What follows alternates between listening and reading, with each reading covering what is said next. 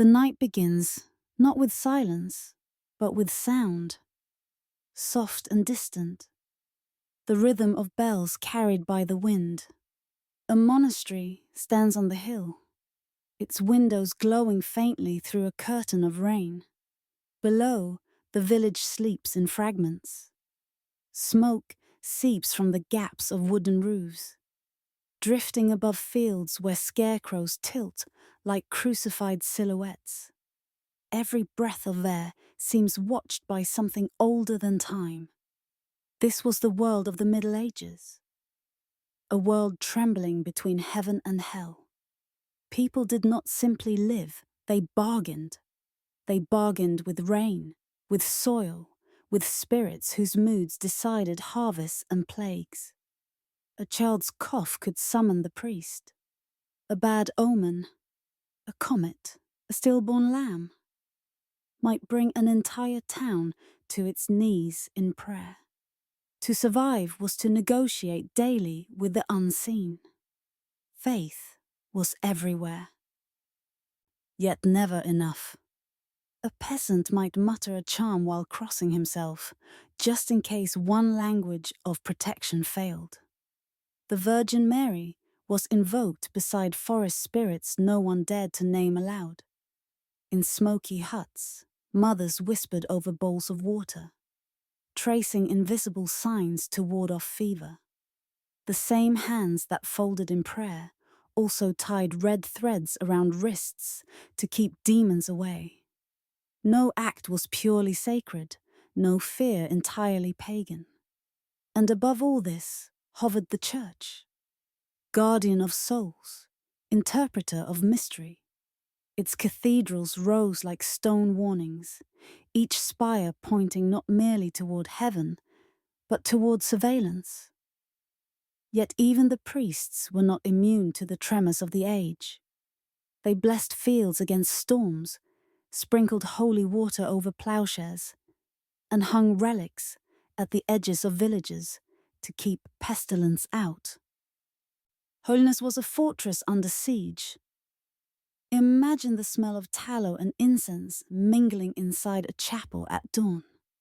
The priest lifts a chalice, and the villagers kneel. Outside, thunder rolls, and someone whispers that the devil rides the clouds tonight. For a moment, the boundary between worship and fear dissolves. Each candle seems both a prayer and a weapon against darkness. This was not ignorance. It was survival, wrapped in ritual. In an age without science, explanation itself was an act of faith. When crops failed, it was not the weather's fault. It was a cosmic message. Every misfortune had intent. Every cure demanded humility. And so, rituals multiplied. For luck, for fertility, for forgiveness. Some were sanctioned, others tolerated, and a few whispered only when the wind howled too loud to carry words. Yet behind this fragile order pulsed something restless. If God ruled the light, who ruled the shadows? The church preached that evil hid everywhere. In forests, in dreams, in the hearts of women who knew too much about herbs. But fear has a strange twin, curiosity. The more people were warned, the more they wondered what power might lie in the forbidden itself. Picture a blacksmith's wife stepping outside at midnight, clutching a small bundle of herbs. She murmurs an old rhyme her grandmother taught her. One the priest condemned as heathen. Tomorrow she will attend Mass and confess nothing. Beneath her devotion lives a private logic. Perhaps heaven listens faster when earth is also invoked. In this world, salvation was an experiment. People mixed prayers with superstition the way alchemists mixed metals, hoping for transformation. Terrified of consequence, fear did not destroy faith. It made faith desperate, inventive, alive. And when faith became desperate, It slipped into places where the church's gaze could not follow. The cobblestones glisten as the rain eases. A monk walks through the square, his lantern swinging, light trembling like breath on glass. Behind shuttered windows, villagers watch, whispering prayers against the evil eye. Above them, the bells toll again. 3 slow notes that mark not time, but warning. Somewhere between those notes and the sighing wind lives the essence of the medieval mind. A belief that every sound, every sickness, every spark in the dark was part of an invisible conversation between God and all that opposed him. And within that endless conversation, people sought control. They built charms, whispered blessings, tested rituals. They wanted proof that faith could bend fate, that devotion could bribe destiny. Sometimes, perhaps, it worked, or seemed to, and that small, trembling hope kept the rituals alive. The rain fades into quiet. The camera of the mind lingers on the flicker of a single candle, its flame bending toward an unseen draft. In that movement, the audience feels the question that haunted an entire era. If every shadow might hide the devil, could every prayer also hide a secret? From that question, the story of forbidden rituals begins. The next chapter will show how faith, once gentle, caught fire, and how the guardians of holiness became its persecutors. Morning breaks, but the light feels brittle, as if the sun itself fears what it shines upon. The same bells that once lulled the village now echo with warning. Their chime is sharper, urgent, a reminder that faith is being watched. What was once devotion has begun to smolder into suspicion. Across Europe, sermons grow louder. From cathedral pulpits, voices thunder that demons walk, disguised as neighbors. The faithful gather in the pews, faces lifted like anxious children awaiting punishment. The priest speaks of purity and peril in the same breath. Outside, the air is thick with the smell of damp wool and smoke from last night's offerings. Somewhere between those smells lies the trace of fear. A fear that worship may no longer be enough. For generations, people prayed to saints for rain, for milk, for mercy. They touched relics, kissed icons, lit candles to guide the souls of the dead. These acts had been holy, blessed even. But as the church grew more powerful, it also grew unease with the crowd's intimacy with the divine. Too many prayers spoken without permission. Too many miracles claimed without witnesses. What once comforted the masses now unsettled the hierarchy. It began with whispers, that a relic's power might be false, that a healer's blessing might come from darker hands. The whispers spread like embers. Bishops issued decrees. Shrines were dismantled. Processions banned. The same gestures that once drew heaven's favor were registered as invitations to hell. Ordinary faith was being rewritten. Yet the human heart does not surrender wonder so easily. Villagers still slipped offerings beneath chapel doors, hoping the saints would remember them. Mothers still whispered over cradles, tracing the sign of the cross in the air even after being told it was superstition. The more the church forbade, the more private the rituals became. Faith retreated indoors, behind curtains and closed mouths. Every secret prayer glowed hotter for being forbidden. In monasteries, scholars debated the danger of relics, arguing whether a miracle could ever be proven. Some confessed quietly that without these relics, people would lose hope. Others believed hope itself had become a rival doctrine. The church's language shifted from salvation to obedience. The tone of sermons hardened. Fire replaced mercy. Imagine standing in a stone nave lit by torches. The priest's voice rises, echoing off the vaulted ceiling. He speaks of sin that hides in gestures too small to notice. A charm pinned to a child's shirt, a rhyme whispered at dusk. Faces tighten. Someone remembers doing exactly that. The sermon does not name heresy, but everyone hears its shape. Fear spreads not through accusation, but through imagination. Each listener begins to doubt his neighbor and himself. When famine strikes or sickness returns, guilt flares brighter than the plague fires. Perhaps the saints were angered by false worship. Perhaps prayers to relics insulted heaven. Desperation makes theology fluid. Every explanation feels true. The church responds with more rules, more warnings, as if the word of God could fence in uncertainty. But the more walls were built, the more cracks appeared. People began to feel that holiness itself was changing. Less a source of comfort, more a furnace demanding constant fuel. Where there had been song, there was now silence. Where there had been small kindnesses, a charm for luck, a blessing for birth, there was now shame. And yet, in that silence, something else stirred. Faith stripped of joy turns inward. It smoulders. Beneath the sermons and edicts, an invisible resistance took shape. Ordinary souls refusing to let go of the sacred as they understood it. To them, the holy and the forbidden were not opposites, but reflections, each revealing what the other tried to hide.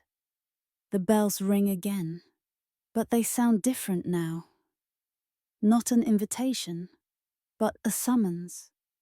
The line between belief and blasphemy has blurred to smoke. What began as worship has become accusation. The stage is set for judgment, and judgment rarely travels alone. Soon, words will no longer be enough to define the holy. Ink will turn to law, and law will turn to it. That is where the next chapter begins, with the drawing of a line so sharp that even prayer cannot cross it. The sound of quills scratching parchment replaces the echo of bells. Somewhere in a dim chamber, candlelight trembles over a table crowded with scrolls, inkpots, and tired faces. Men in robes whisper as they write, their words destined to outlive them. Each line they draft will define what is holy and what is not. Outside, the rain continues, soft and endless, washing over a world about to be divided. This is where fear finds its language. Not in screams or curses, but in laws. The church, unsettled by the growing confusion between miracle and magic, begins to codify the invisible. Councils gather. Decrees are issued. A charm once spoken for luck is now catalogued as blasphemy. A healer's herb becomes evidence of sorcery. The grey spaces of faith are drained of their colour. The inquisitors do not see themselves as tyrants. To them, order is mercy. The soul, like the body, must be disciplined. The manuals they write, heavy with citations, heavy with certainty, are meant to protect the innocent from their own ignorance. Yet, each rule written against darkness casts new shadows it cannot see. Astrology, once a tool for monks to track divine order in the heavens, is now condemned as prideful trespass. Songs sung by women at the sickbed are judged dangerous.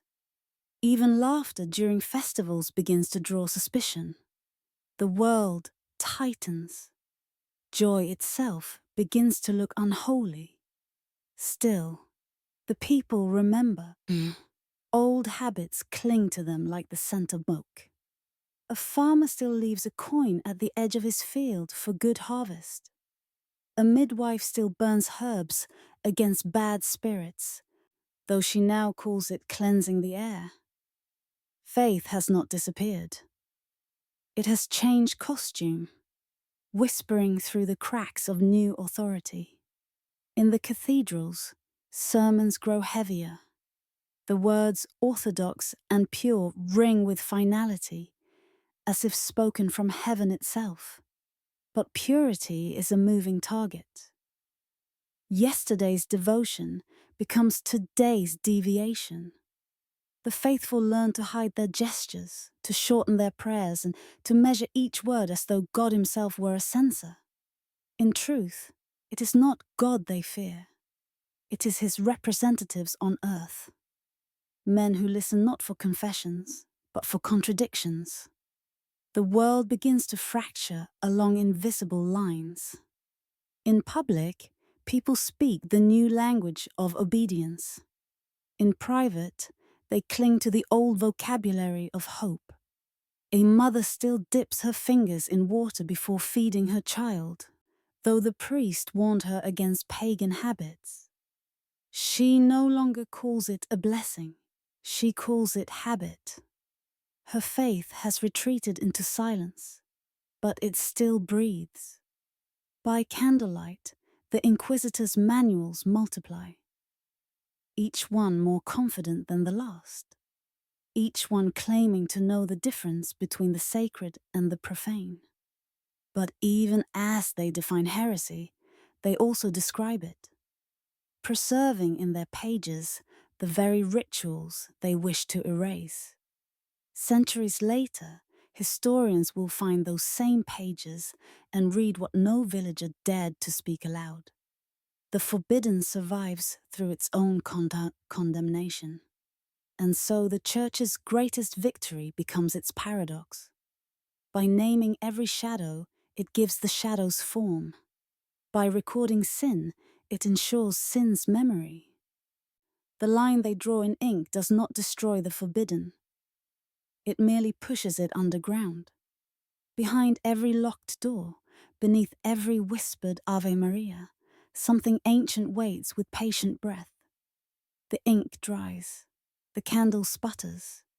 Outside, the bells toll for evening prayer, as they always have. But the world beneath their echo is no longer the same. A new order has been written. Clean, precise, and terrified of its own reflection. And in that reflection, the seeds of secrecy are already taking root. For when authority claims to speak for heaven, rebellion often begins in silence. Behind those silence in the centuries to come, the hidden faith will grow. Not in open defiance, but in quiet endurance. The light fades to black, leaving only the sound of turning pages. The final stroke of the pen that divides faith from fear and sets in motion everything that follows. The next chapter begins where this one ends. In the shadows, where what was forbidden refuses to die. The ink of fear was permanent. It spread across parchment faster than any contagion, carried by the pens of men who believed they were saving the world. The inquisitors came with torches and scripture, their faces shadowed by conviction. They were soldiers of purity, but their weapons were words. Words that would outlive them, words that would betray their purpose. In dark chambers, lit only by trembling candles, they recorded every whispered confession. Peasants, healers, midwives.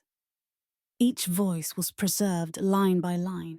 They described how herbs were burned to heal wounds, how prayers were sung to quiet storms, how charms were buried beneath thresholds to protect newborns. The inquisitors wrote furiously, capturing what they believed to be sin, not realizing they were also preserving a culture's secret heart. The questions they asked were almost ritualistic themselves. What words did you speak? Who taught you?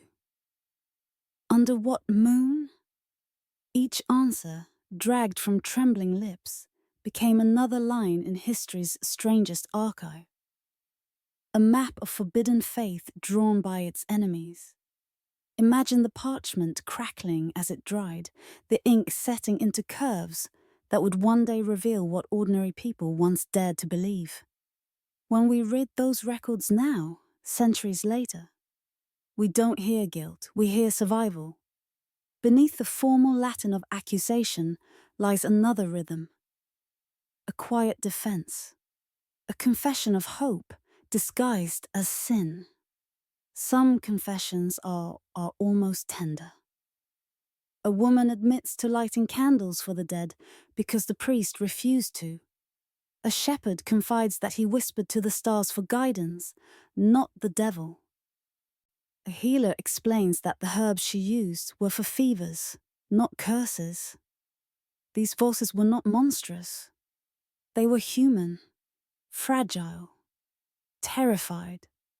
Yet each was catalogued under the same word: heresy.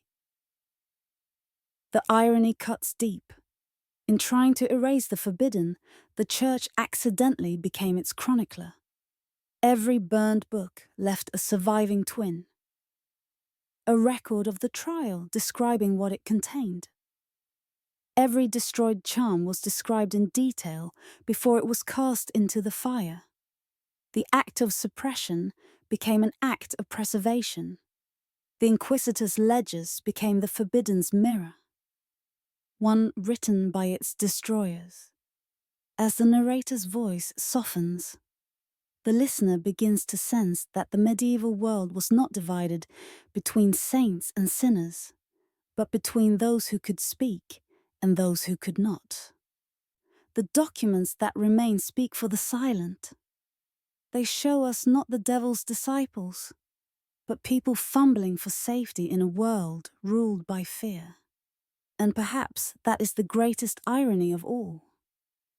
That the people who hunted heresy ensured its immortality. Their devotion to order bound chaos to parchment. Their desire for purity ensured the impurity would never vanish. In their libraries of accusation, the Church preserved every secret it sought to burn. And through that mirror of contradiction, the faint outlines of another faith emerge. Not against God, but beneath him, hidden, breathing, waiting. The pages close with the sound of footsteps retreating down a corridor. Somewhere, a door locks. The ink cools. What they believed they had ended was only beginning to sleep. The next chapter of this hidden faith would not be written in ink, but in blood, sweat, and whispered songs among the trees. By those who refuse to die quietly. The forest breathes before dawn. Mist clings to the ground like memory. Between its quiet branches, figures move. Slow, careful, invisible to anyone who doesn't know how to look. These are the cunning folk, the healers and charmers who tend to the wounds of a frightened world. Their names will never appear in official chronicles, yet their touch will save more lives than a dozen bishops. They are neither saints nor sorcerers. They are something older, something in betweens. Their hands smell of rosemary and ash. Their prayers mix Latin with words no priest would recognize. They speak of saints as if they were kin, of spirits as if they were neighbors. When a child falls ill, the family comes to them first. When cattle sicken or storms destroy crops, they are summoned in secret, respected, feared, and needed. By daylight, they attend Mass like everyone else, crossing themselves, whispering Amen. But by moonlight, they become keepers of an unwritten faith.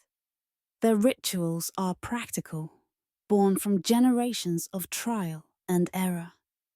A pinch of salt at the threshold, a circle of herbs burned at the edge of a field, whispered rhyme to guide the soul of the dead. None of it feels wicked. It feels necessary. Yet danger hums beneath the quiet. One wrong word to the wrong ear can end a life. So the healers learn to speak carefully, to hide knowledge behind the veil of Christian devotion. It is the Lord's blessing, they say, even when it is the forest's gift they invoke. It is prayer, they insist, though the melody sounds older than scripture. The narrator describes their tools, simple, worn, and sacred by use, a knife used for cutting herbs and drawing symbols, a vial of oil, a folded scrap of parchment with a verse half remembered from Mass. These people live in contradiction, their every act a balance between mercy and accusation. There is tenderness in their defiance. They do not rebel with swords or slogans, but with survival. Every life they heal is an act of quiet resistance against the machinery of condemnation. They embody the oldest truth, that when faith becomes a weapon, kindness becomes heresy. Their presence lingers in folk tales. The woman who cured blindness with a prayer and a feather. The man who calmed storms with 3 stones and a song. Stories told in whispers, half believed but never forgotten. In them lives the memory of a world where sacredness belonged to everyone, not just to the chosen. As the camera of imagination pulls back through the mist, the forest glows faintly, as though the trees themselves remember. The voices of the healers fade, replaced by the sound of distant thunder. Change is coming. The whispers that once protected them will soon be twisted into confessions. Their gentle magic will be renamed sin. For when war fears what it cannot control, it does not argue. It invents monsters. The line between healer and witch is thin, drawn not in truth but in need. And soon, that line will become a noose. The first flames rise in silence. A crowd gathers, faces pale in the glow, each person trying not to see themselves reflected in the fire. The word witch drifts through the air like ash.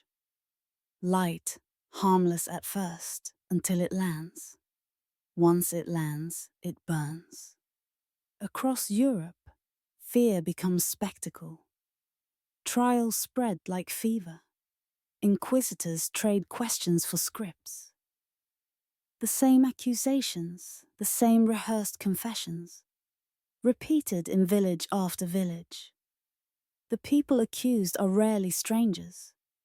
They are neighbors, midwives, the ones who held hands during storms. But imagination has a cruel appetite. What it cannot prove, it invents. In dim courts, torches flicker over faces that no longer look human. Not from evil, but from exhaustion. Under torture, confessions bloom like nightmares. They speak of flying, of dancing with shadows, of feasts where bread turns to flesh and wine to blood. The inquisitors write every word, satisfied that they have glimpsed hell. But the truth is simpler and darker. They have glimpsed themselves. The narrator's tone slows, heavy with empathy. The accused do not believe in devils. They believe in survival.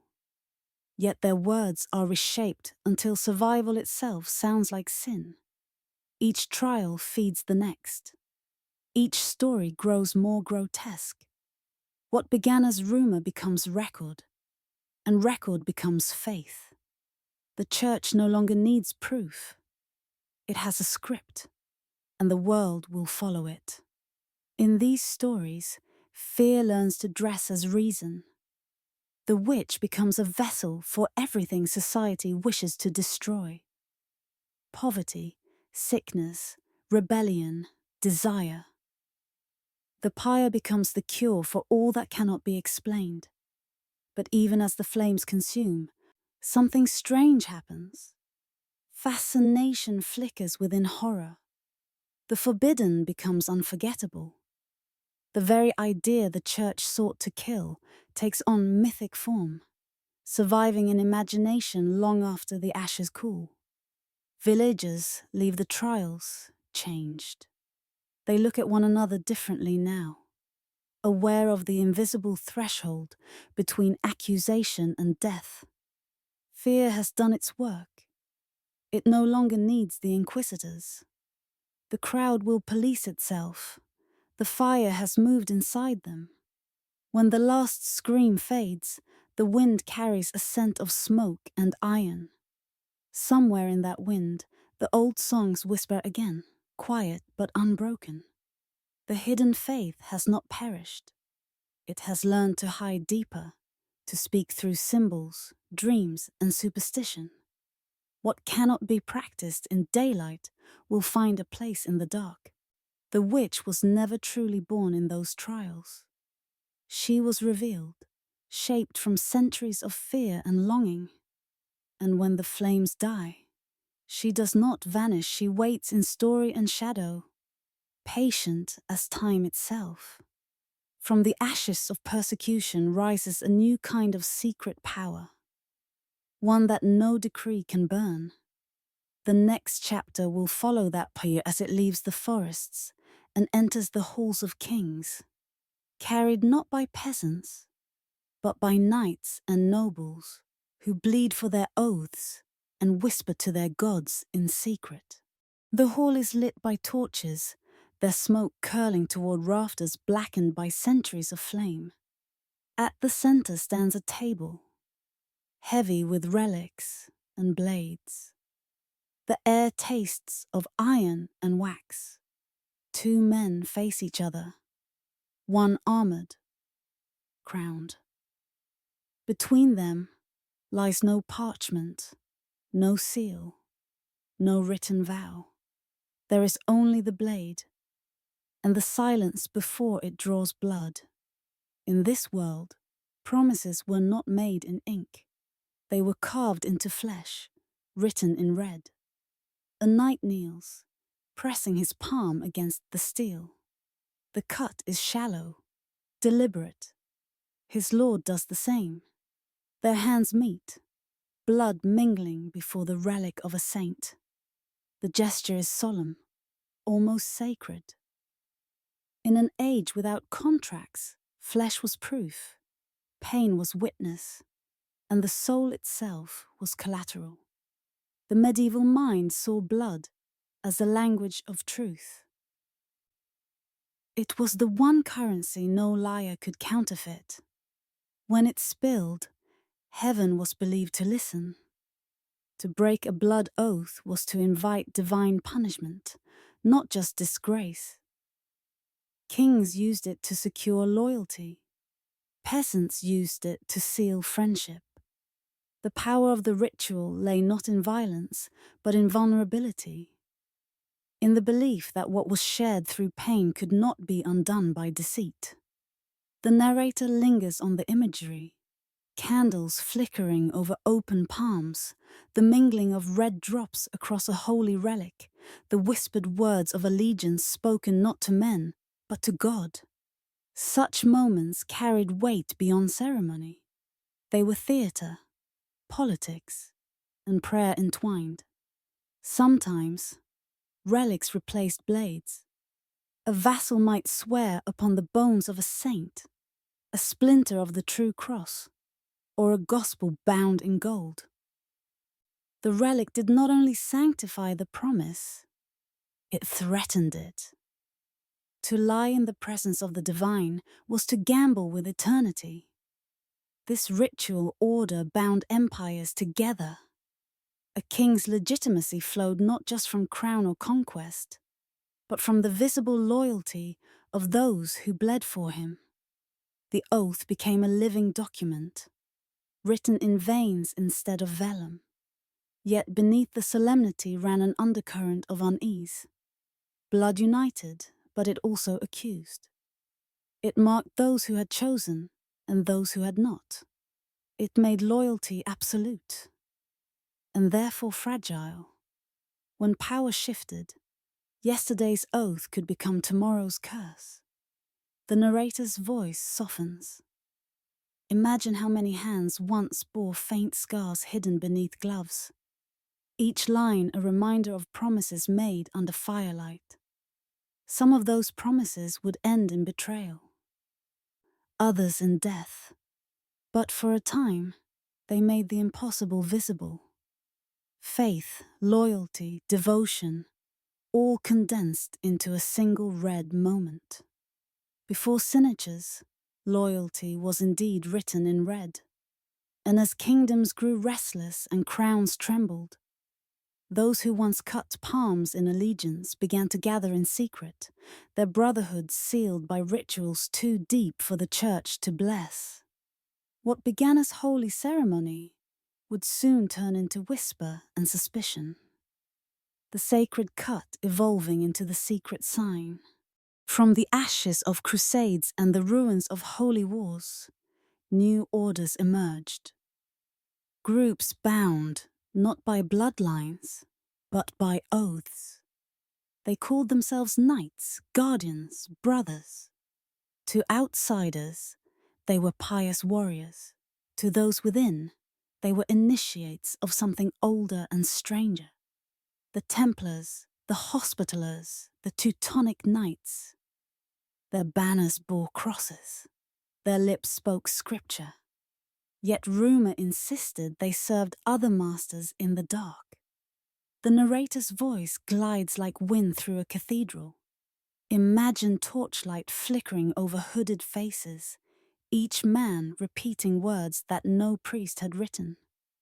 They swore loyalty, not just to a cause, but to one another, Buddham, a circle of secrecy within the circle of faith. The initiation was said to strip away identity, leaving only brotherhood. Some records describe a ritual kiss upon the shoulder. Others speak of shared bread and wine not consecrated by clergy. Whispers told of hidden idols, the most infamous named Baphomet. A head said to whisper truth. Whether these idols existed or not hardly mattered. The room itself was enough to spark fear. When power hides, it breeds imagination. To the church, secrecy was a contagion, a shadow that mocked the light of order. The same blood that once sanctified oaths now looked suspiciously like defiance. The Templars, once defenders of Jerusalem, were accused of heresy, blasphemy, and unspeakable rites. Their trial records, still preserved, read like the fevered dreams of frightened men. Yet behind the hysteria, fragments of reality glimmer. Ritual greetings, coded symbols, prayers adapted from older tongues. The narrator pauses, allowing the irony to sink in. These men were not heretics, but mirrors of their age. Disciplined, devout, yet searching for something beyond doctrine. Their downfall came not from sin, but from their own success. Wealth and mystery are an unforgivable combination. When King Philip IV of France looked upon the Templars' fortune, he saw heresy as justification for theft. The arrests began before dawn. As bells rang across Paris, knights were dragged from beds, interrogated, tortured, until confession replaced truth. "We denied Christ," they said, their voices cracking under a pain. "We kissed the idol." The inquisitors nodded, quills scratching. Once more, persecution created its own mythology. Centuries later, those confessions would inspire everything from secret societies to conspiracy theories. Echoes of rituals, likely mundane, transformed by fear into legend. The church destroyed the brotherhood, but its symbols survived in the cracks of history. The double cross, the sealed circle, the notion that sacred power could exist outside the cathedral walls. There were other orders too, less known but equally enigmatic. The Rosicrucians, the Compagnons du Devoir, the guilds that blended craftsmanship with mystery. Each held secrets of their trade wrapped in ritual, guarded not for power but for meaning. These brotherhoods understood something the church feared: that ritual binds men more deeply than law ever can. In the hush between wars and coronations, such groups preserved the ember of a faith more personal, more dangerous. A faith that did not kneel before crowns or altars, but before one another. The narrator's tone lowers, almost intimate. The fear of secrecy is really the fear of independence. When men kept their faith too close, it was called conspiracy. And when conspiracy grows too strong to burn, it becomes legend. The smoke from the Templars' pyres rises into the medieval sky, curling into the same clouds that once heard their prayers. Yet something survives within that smoke. The idea that loyalty could be sacred, even when the church called it sin.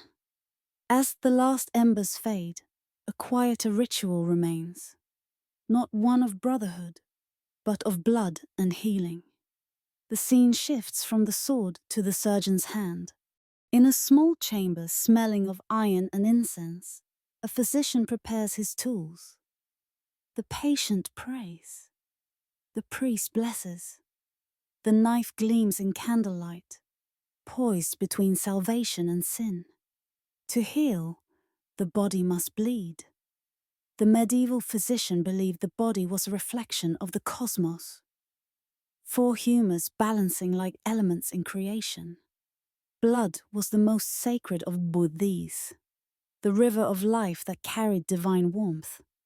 When a person fell ill, it was often said the blood had turned impure, swollen with sin or imbalance. The cure was simple and terrifying: release it. Bloodletting was not seen as mutilation, but as a form of the confession.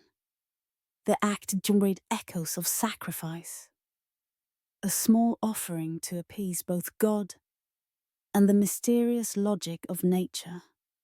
The physician's hand was steady, but his eyes often closed in prayer. In nomine Dei, he whispered, as the vein opened, sanctifying medicine through liturgy. The narrator lingers on the strange fusion, the physician and priest working side by side, one cutting flesh, the other cleansing souls. The border between science and ritual was porous, a thin veil fluttering between the physical and the divine. Leeches were blessed before use. Bandages bore small crosses. Every cure was also an exorcism. It is easy to dismiss these acts as ignorance, yet there was method in their mystery. The balance of humors echoed older beliefs in cosmic harmony, and the rhythm of bleeding matched the rhythm of prayer. Repetition, release, renewal. The patient, pale and trembling, believed not only in the healer's skill, but in the holiness of suffering. In grander halls, kings and nobles submitted to the same ritual. Their blood, drawn into silver bowls, symbolized both humility and purification. Some even claimed visions after bleeding. Proof, they said, that pain opened a door to grace. But beneath the ritual lay a darker inheritance.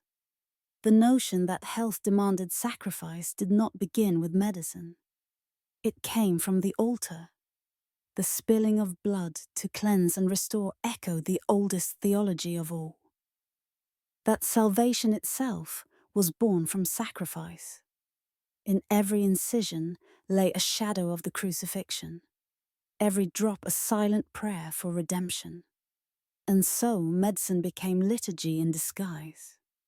Healing was no longer purely about the body. It was about the soul's alignment with divine order. The patient's recovery reaffirmed belief. Failure reaffirmed fate. Either way, the ritual succeeded, for it restored meaning to pain. The narrator's voice drifts to a whisper. Perhaps that is why these practices endured for centuries. They promised something deeper than cure. They promised participation in the sacred rhythm of life, death, and rebirth. Outside the window, bells toll for vespers. The doctor wipes his blade. The priest folds his stole. Another ritual ends. Another soul delivered back to balance, or to God. The same blood that once sealed oaths of loyalty now flows in the name of healing.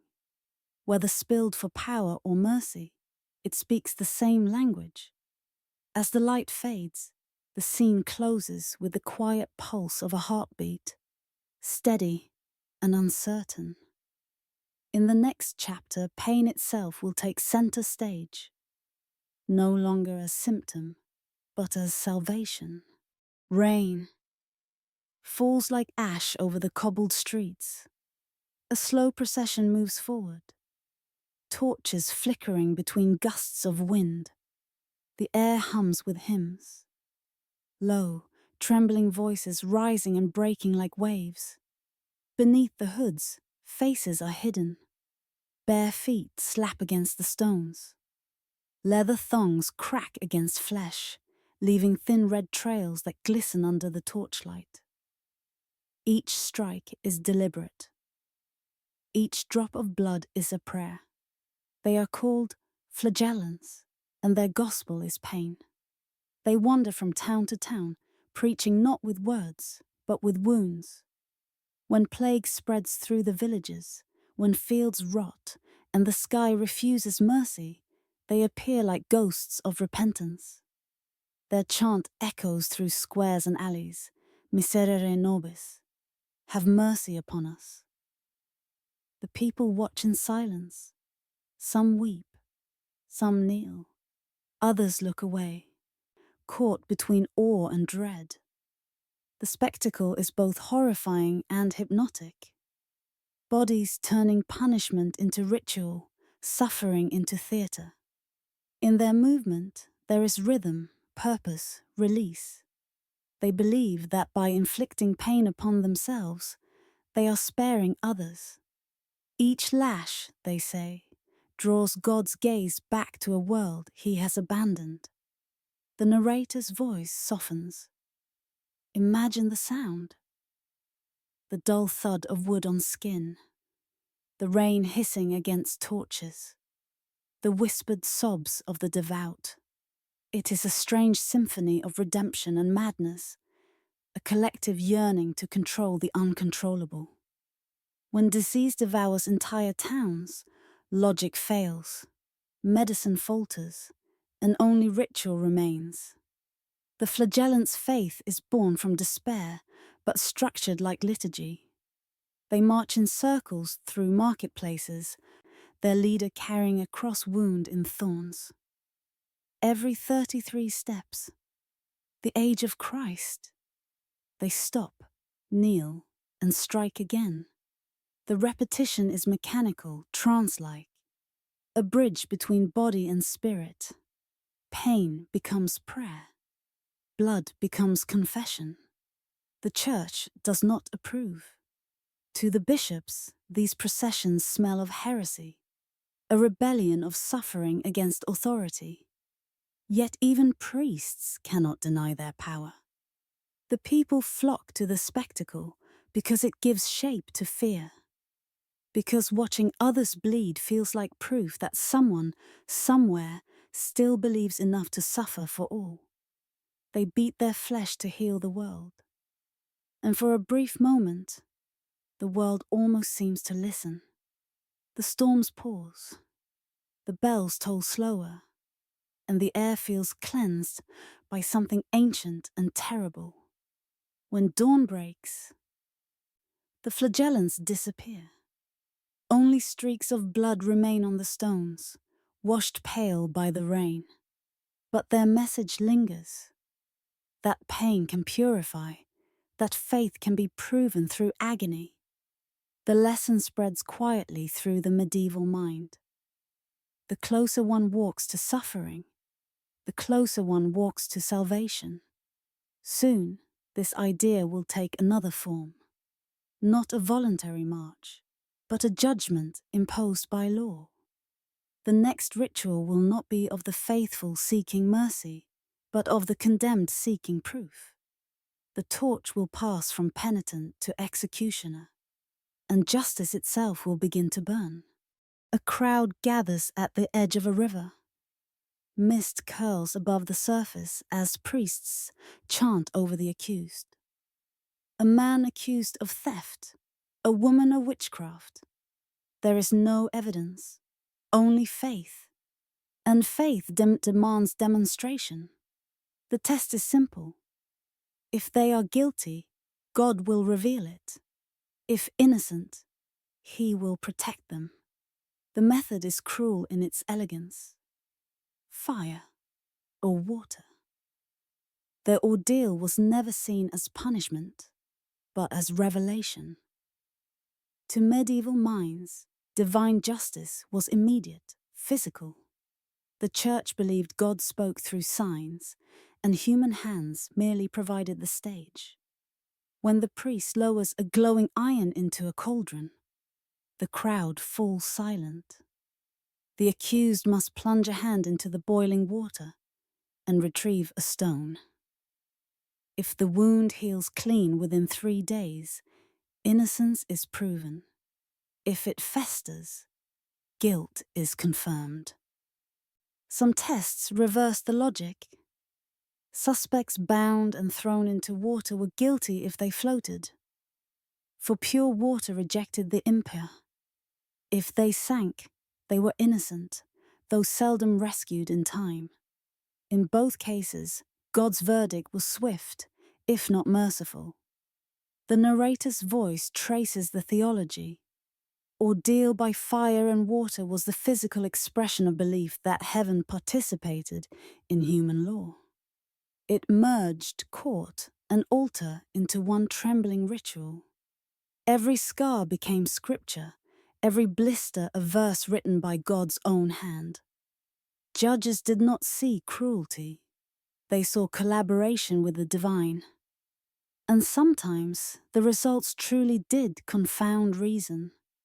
Chronicles speak of men walking unburned through flames, of women emerging from rivers untouched by frost. The people gasped. The priests bowed. Miracles, they said, though history offers other explanations. Tricks of timing, bribed witnesses, perhaps even mercy disguised as accident. But the power of the ordeal did not depend on outcome. It depended on spectacle. It was faith displayed publicly, belief tested in front of neighbors, family, and strangers. In a time without evidence, survival itself became proof. Justice once waited for God to leave a burn, and when he did not, men left it for him. The narrator pauses. In that silence, we hear what the Middle Ages could not. That fear disguised as faith makes cruelty feel righteous.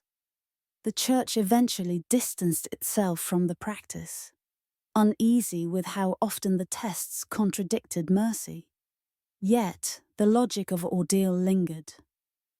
The idea that pain could reveal truth, that suffering could separate the pure from the impure. When public trials ended, private penance began. The lash replaced the iron. The wound moved from hand to heart. Now faith would no longer wait for God's judgment.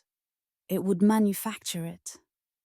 The scene shifts from the crowded square to a solitary cell where a single figure kneels in the dark, carving holiness from hunger and scars. Far from the towns and their torches, solitude waits like a second kind of wilderness. In a stone cell, barely large enough to lie down, a man prays. His name is forgotten. His ribs press against his skin, his lips cracked by fasting. The candle before him burns low, its light trembling as though uncertain it should exist. He is an anchorite, one who has chosen to be buried alive in devotion. Behind him, a wall was sealed when he entered. Before him, a small window opens to the chapel where villagers come to ask for prayers. Through that window, the hermit offers blessings he can no longer claim for himself. His faith is not spectacle, but silence. He believes pain purifies, that every hunger and every wound opens a doorway to God. The narrator's tone becomes intimate, reverent. Unlike the flagellants, the hermit's suffering is unseen. There are no witnesses, no chants, no processions. His ritual unfolds in the privacy of endurance. He wears a belt of thorns beneath his robe, sleeps on cold stone, eats only what is passed through the grate. Bread, water, nothing more. The simplicity is deceptive. In these small acts, he rehearses death to find eternal life. For some, this withdrawal is madness. For others, sanctity. The medieval world revered such figures as living relics, proof that heaven could still touch earth through human skin. Pilgrims came to press their hands against the walls of their cells, believing grace might seep through the stones. The hermit never speaks to them. His prayers are not words anymore, but breath, heartbeat, endurance. Outside, seasons change unnoticed. Snow falls, melts, return. The hermit's body weakens, but his faith sharpens, honed by deprivation. He no longer prays for deliverance, but for transformation. To dissolve the self until only devotion remains. Some sought God not in light, but through wounds, believing pain was the last language he still understood. The narrator reflects softly. What drives a soul to trade comfort for chains, to find meaning in absence? Perhaps the same impulse that drew flagellants to the streets. The desire to matter before eternity. In pain, the medieval believer found proof of existence, proof that suffering was not meaningless, that it could still purchase grace. When the hermit finally dies, his cell is opened. Inside, the walls are carved with crosses scratched by fingernails, each a prayer unspoken. The villagers call it holy. The church records it as devotion perfected. Yet to modern eyes, it is both awe-inspiring and unbearable. A vision of faith that consumed its own vessel. The camera lingers on the empty cell, light spilling through the narrow slit of the window. Dust drifts like incense. The sound of distant bells returns, softer now, almost tender. Pain, once a punishment, has become communication, a bridge between the human and the divine. But faith never stops seeking. In the next chapter, the story will turn inward again. From flesh to thought, from wounds to words. For in the quiet libraries of the monasteries, another kind of ritual begins to stir. The secret invocation of knowledge itself. The room smells of smoke and ink. Candlelight flickers against copper vessels, glass flasks, and manuscripts inked in Latin and symbols that even monks hesitate to translate. A scholar sits alone, his fingers stained gold from powders that have never touched gold at all. Outside, bells call to prayer. Inside, another kind of worship begins. He calls it the work, the great art, the pursuit of transmutation, not only of metals, but of the soul itself. In these dim chambers of study, theology and chemistry dissolve into one another. To turn lead into gold is daring. To purify the self through understanding creation is divine. Every experiment is a confession disguised as science. Every failed reaction, a test of faith. The narrator's voice moves like slow mercury. The alchemist was not a sorcerer in his own eyes, but a pilgrim of knowledge, tracing the fingerprints of God upon matter. His furnaces became altars, his beakers, small cathedrals. Within them, elements whispered their secrets through smoke. To read those whispers without sin required careful balance, curiosity restrained by devotion. Many of these scholars were clerics, their studies tolerated so long as they swore that all transformation came from God. They wrote in riddles to protect both the secrets of their art and their souls. Gold and silver became metaphors, the base metal of the spirit refined by divine fire. The true philosopher's stone was not a mineral, but enlightenment, a glimpse of creation's hidden order. Yet the church watched uneasily. The alchemy promised miracles outside its blessing. When an alchemist claimed success, he stood perilously close to pride, the sin of Lucifer himself. But failure also drew suspicion. Why else would one meddle with God's design? So they worked at night, their windows shuttered, their lamps shielded from curious eyes. They became monks of a different monastery. Their cloisters lined not with icons, but with flasks. The narrator lingers on a single image, a crucible glowing faintly red, as if it contains the heart of the world. In that glow, one can almost hear a prayer, half plea, half discovery. The alchemist's pursuit mirrors the age's obsession with purity. Just as flagellants cleansed the body through pain, the scholar sought to cleanse matter through fire. The laboratory and the chapel were not opposites, they were mirrors. When the experiment failed, and it always did, the alchemist wrote again, certain he had misread a divine riddle rather than mismeasured his reagents. Failure was revelation disguised. Success, when it came in small flashes, a brighter flame, a strange metal, a scent of ozone, felt like grace. To transmute lead was daring. To transmute the soul, divine.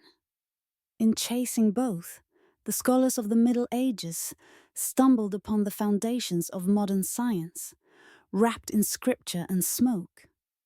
What they called mystery, we would later call chemistry. But in their trembling hands, the two were still one and the same. Prove that knowledge, like gold, is never pure without fire. The candle gutters low. Outside, dawn stirs. The alchemist closes his book, tracing a cross over the still warm metal. He does not know it yet, but his search for divine order will soon lead others to summon that order's messengers. The next step in the scholar's secret is not fire. It is invocation. Midnight thickens around a monastery library. Shelves rise like dark trees. Between them, a single lamp burns beside a man copying lines from a forbidden manuscript. The ink flows slowly, forming circles, sigils, and names that must never be spoken aloud. He pauses after each one, whispering a prayer, unsure whether he is protecting himself or calling something closer. This is no ordinary text. It is said to be part of the Key of Solomon, a grimoire describing how to summon angels for wisdom. Angels, not demons, though the distinction was fragile. It instructs the reader to fast, to bathe, to wear clean linen, to draw geometric symbols that mirror heaven's architecture. Each movement, each syllable, is ritual precision. Between prayer and spell lies a single syllable, and if it is mispronounced, it is no longer prayer. The narrator's voice becomes almost reverent. These were not wild sorcerers, but disciplined scholars seeking conversation with the divine. They believed the cosmos was language, that creation itself was written, and by learning the right syntax, one might speak back to God. To call an angel was to reach across the veil with grammar instead of sacrifice. In candlelight, geometry and devotion become indistinguishable. Circles overlap like halos. Latin chants weave through the air like threads of jute. The scholar's face glows pale with anticipation. He does not seek power. He seeks comprehension. The miracle he longs for is not wealth or prophecy, but understanding. Yet to those outside, the sight of diagrams and strange symbols looks perilously close to witchcraft. When monks discovered such manuscripts, some burned them, others hid them, too fascinated to destroy. Thus, the forbidden survived not through rebellion, but through reverence. The Church never truly eliminated curiosity. It merely pushed it into shadows, where it grew stronger. The narrator describes one recorded account. A cleric in Bologna, found with circles drawn on the floor of his study, a crucifix at the center. He claimed he was seeking communication with angels of knowledge. His accusers claimed he was consorting with demons. Both may have been right, or neither. The trial ended with silence, and the manuscript vanished into an archive where it still sleeps. There is beauty in the paradox. Faith that questions becomes heresy, but without questioning, faith dies. The scholar walks this edge alone, trembling yet resolute. His experiments are quiet, private, and obsessive. When he succeeds, or believes he has, he writes not of visions, but of clarity, as if a veil briefly lifted between worlds. To modern eyes, this may seem like superstition's twilight, but in truth, it was dawn. These rituals, bound in geometry and prayer, were the embryonic forms of observation, measurement, and pattern. The very habits that would later birth science. Every angel summoned was an early experiment in cause and effect. Every symbol a hypothesis about harmony. The narrator pauses, his tone soft, almost compassionate. Imagine how lonely that pursuit must have been. To love God enough to risk offending him. To believe that wisdom was holy, even when others called it sin. These men stood between two infinities, faith and reason, both demanding worship, neither offering mercy. As the scholar finishes his invocation, a stillness fills the room. The candle's flame straightens, motionless, as if listening. He feels not terror, but recognition. A moment of contact with something vast, wordless, luminous. Then the flame trembles and the silence breaks. The ritual ends. Whether an angel answered or not, he will never say. But this secret will not remain in monasteries forever. Kings and princes are beginning to hear of scholars who can read the stars, summon visions, and whisper to the invisible. Soon, curiosity will step out of the cloister and into the throne room. And there, it will become dangerous. The scholar stands before a tribunal. His eyes are hollow, his hands trembling from sleepless nights. Before him lie the tools of his study: a compass, a crucifix, a manuscript bound in red leather. To the judges, these are not instruments of learning, but evidence of pride.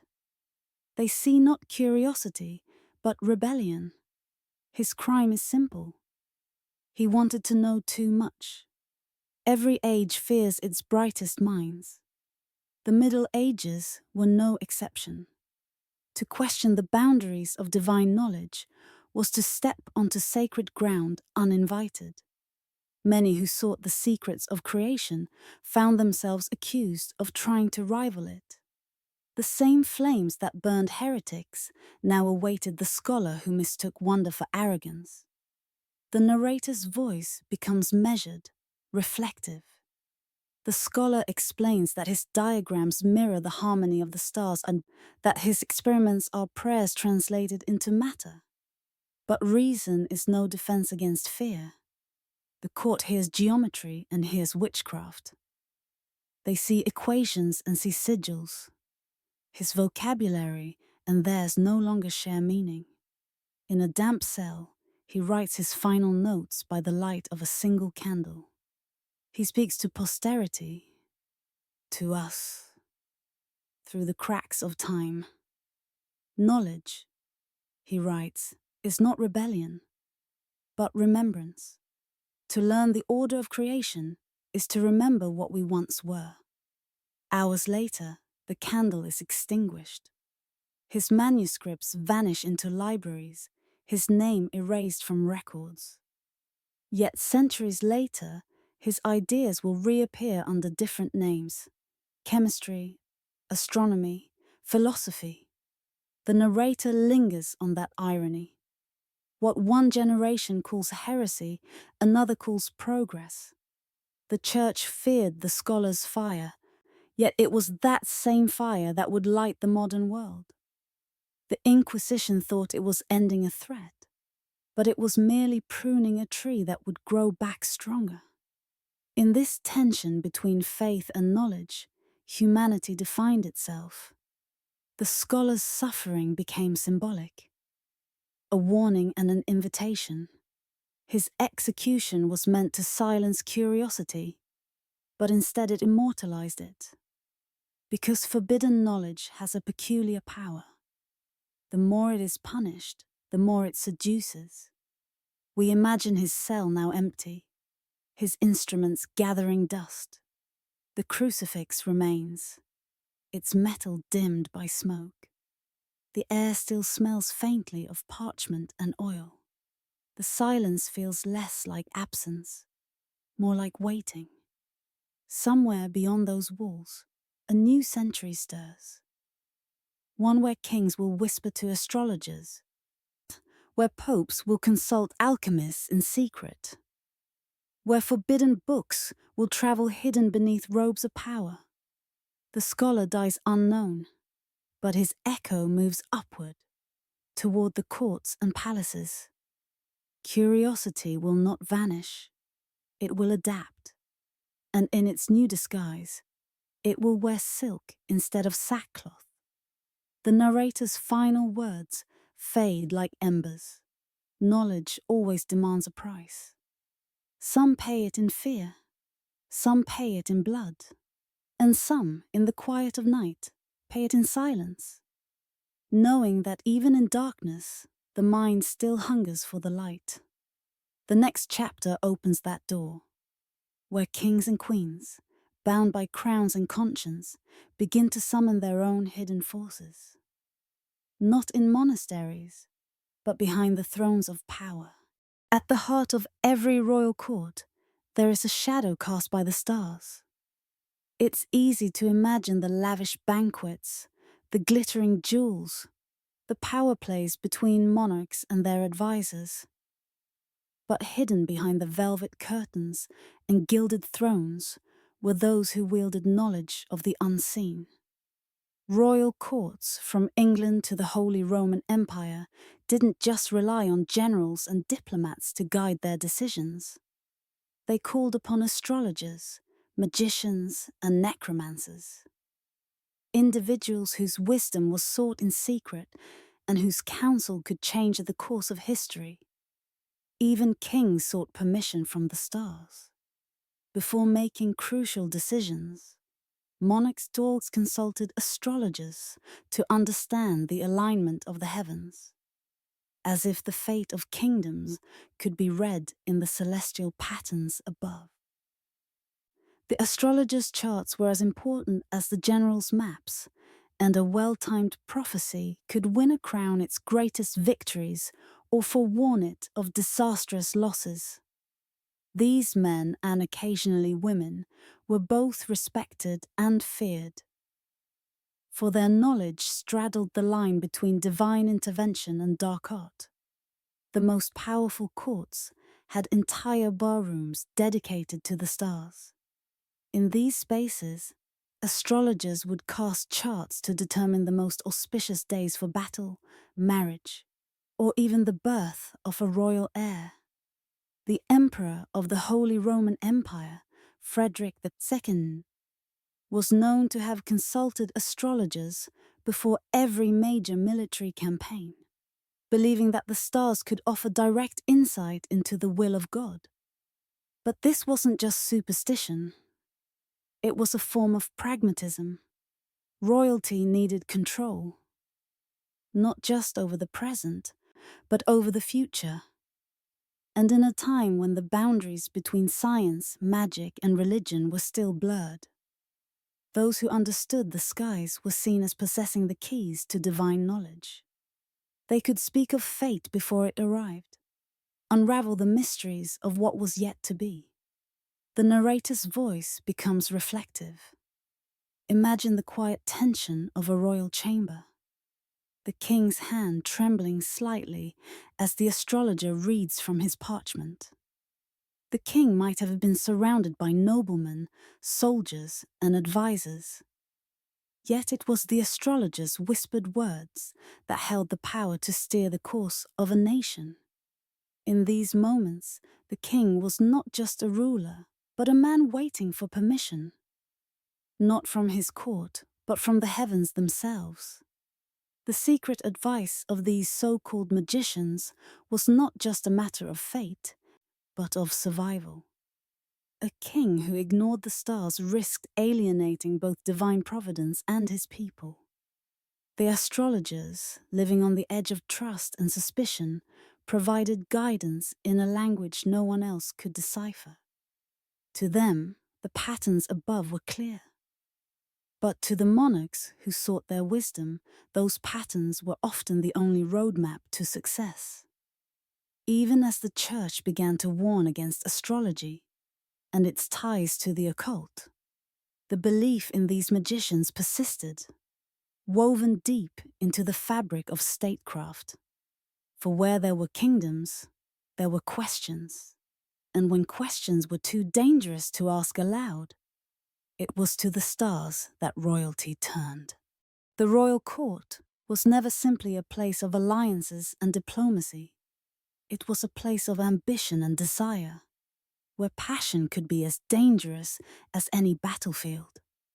Beneath the glittering surface of courtly life, whispers of enchantment and poison ran through the halls. It wasn't just the favor of the king or queen that courtiers sought. It was something far more elusive: control. In royal hands, magic became just another weapon. While some courtiers sought power through military might or political manipulation, others turned to more subtle, less visible means. Love potions, aphrodisiacs, and enchanted rings that promised loyalty or passion.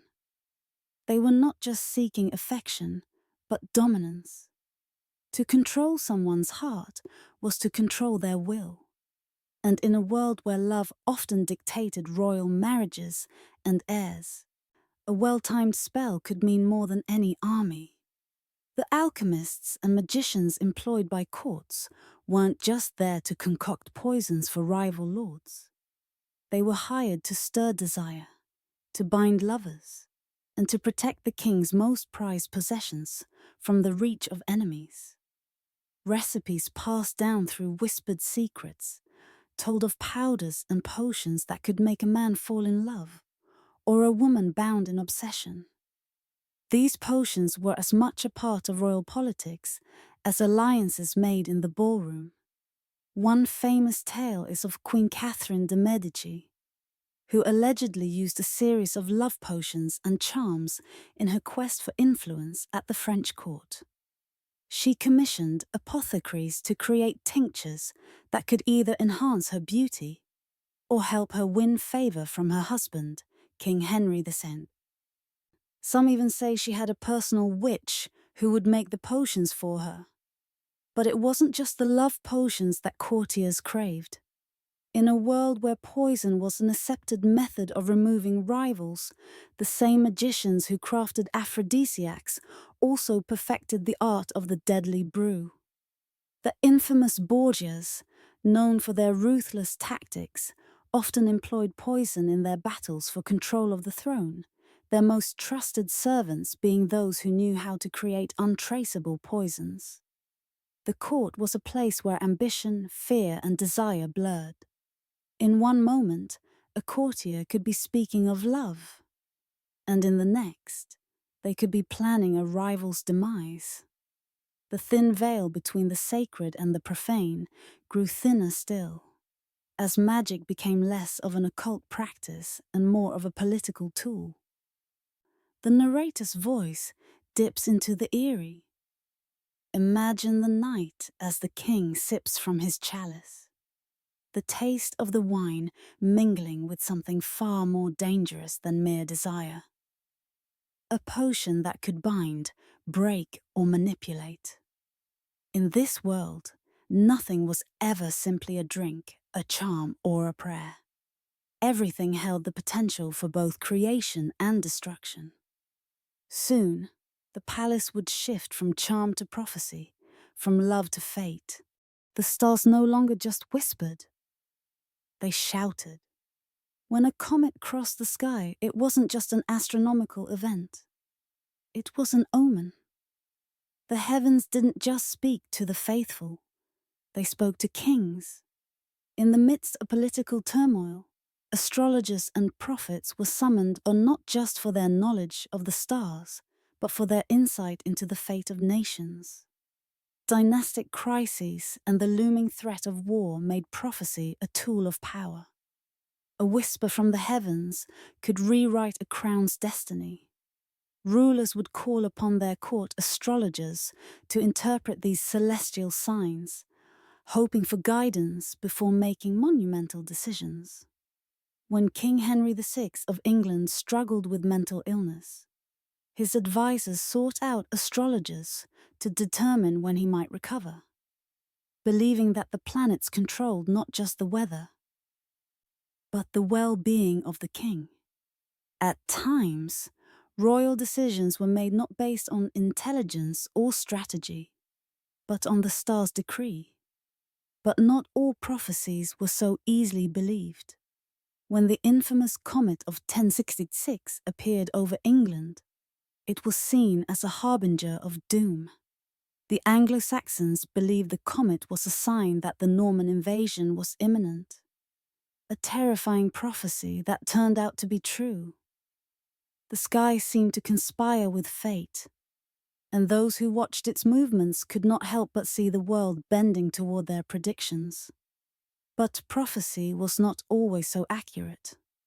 Court prophets, like their astrologer counterparts, were often wrong, and those failed predictions could have disastrous consequences. The reign of King Charles V of France was marked by failed prophecies that caused panic and instability. One such prophecy foretold the death of his heir, which led to paranoia and a series of misguided decisions that only worsened the nation's state of affairs. His court's reliance on celestial omens revealed the deep intertwining of superstition and governance. A dangerous mix when the stakes were nothing less than the crown. The narrator's voice deepens. The king would sit in his chambers, pondering the words of his court astrologers, trying to read the future in the same way one reads a text. Yet how many prophecies could be wrong before they lost their power altogether? When kings and queens rely too much on prophecy, they risk becoming puppets of the stars. Or worse, victims of their own fears. And so, the kingdom shifts.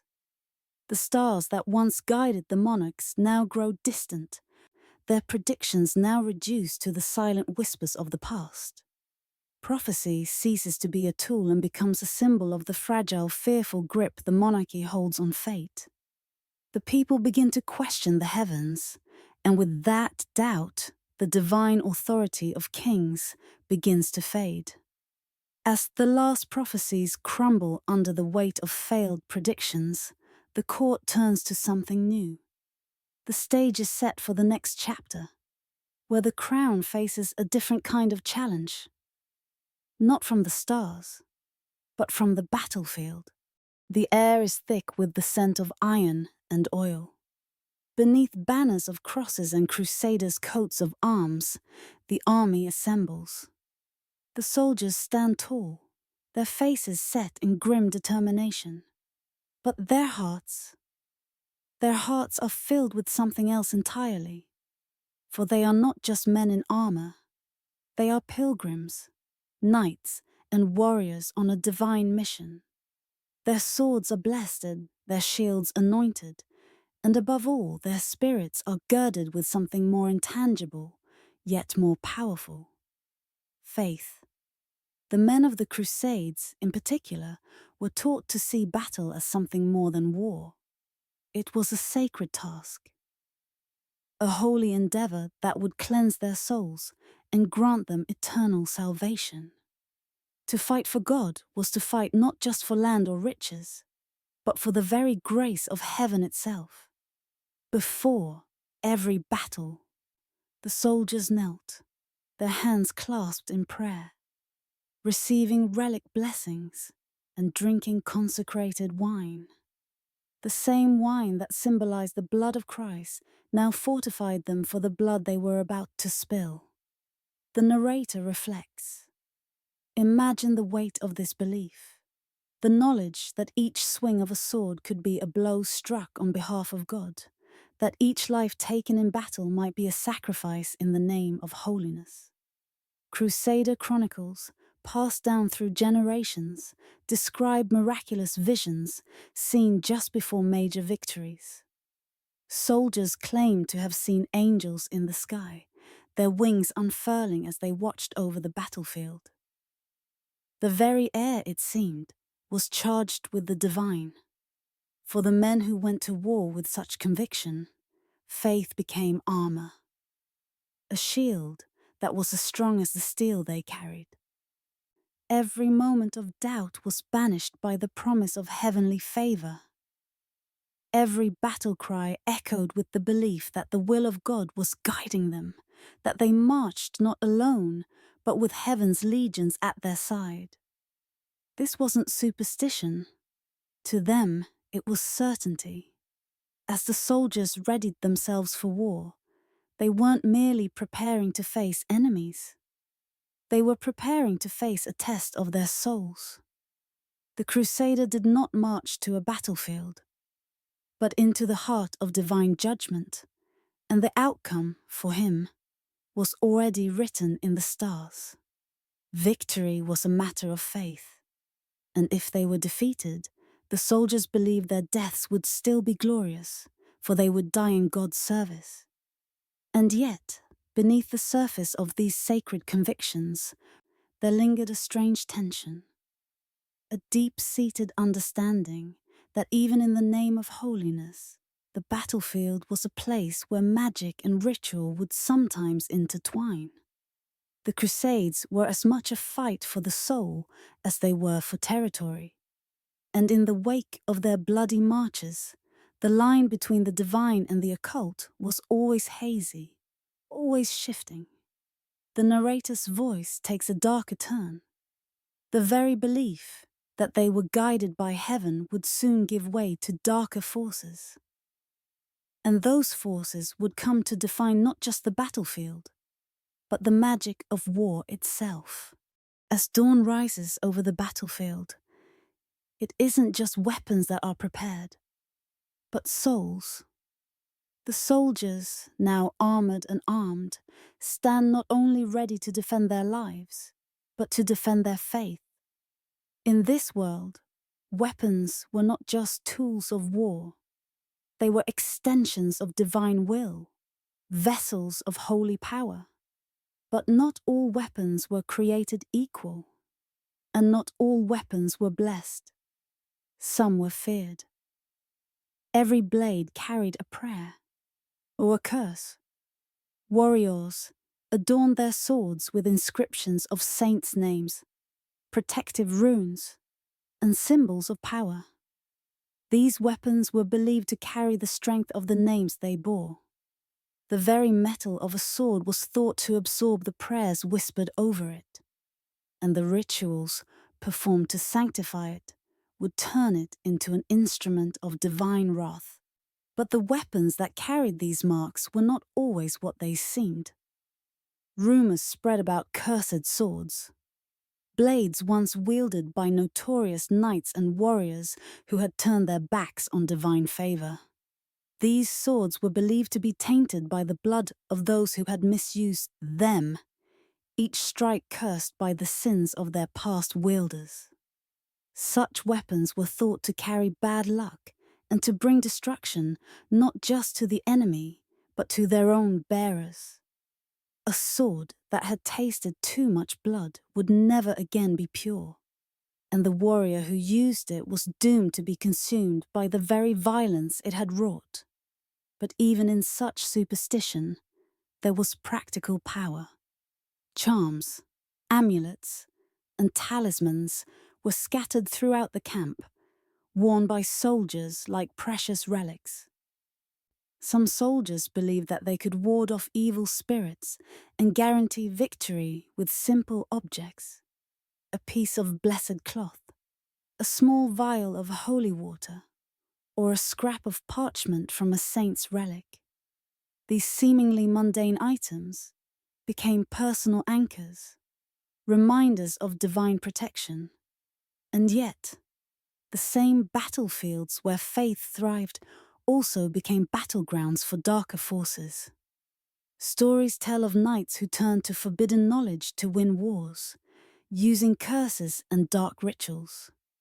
The idea that magic, whether light or dark, had a place in military tactics was well established. The fear of enemy sorcery was just as real as the threat of the sword. The narrator pauses. Imagine the weight of a sword, not just a weapon, but a vessel for protection and destruction. To hold a blade inscribed with a saint's name was to believe that you carried that saint into battle with you. But to hold a cursed weapon was to feel the sting of the past. The line between holy and cursed blurred in the heat of battle.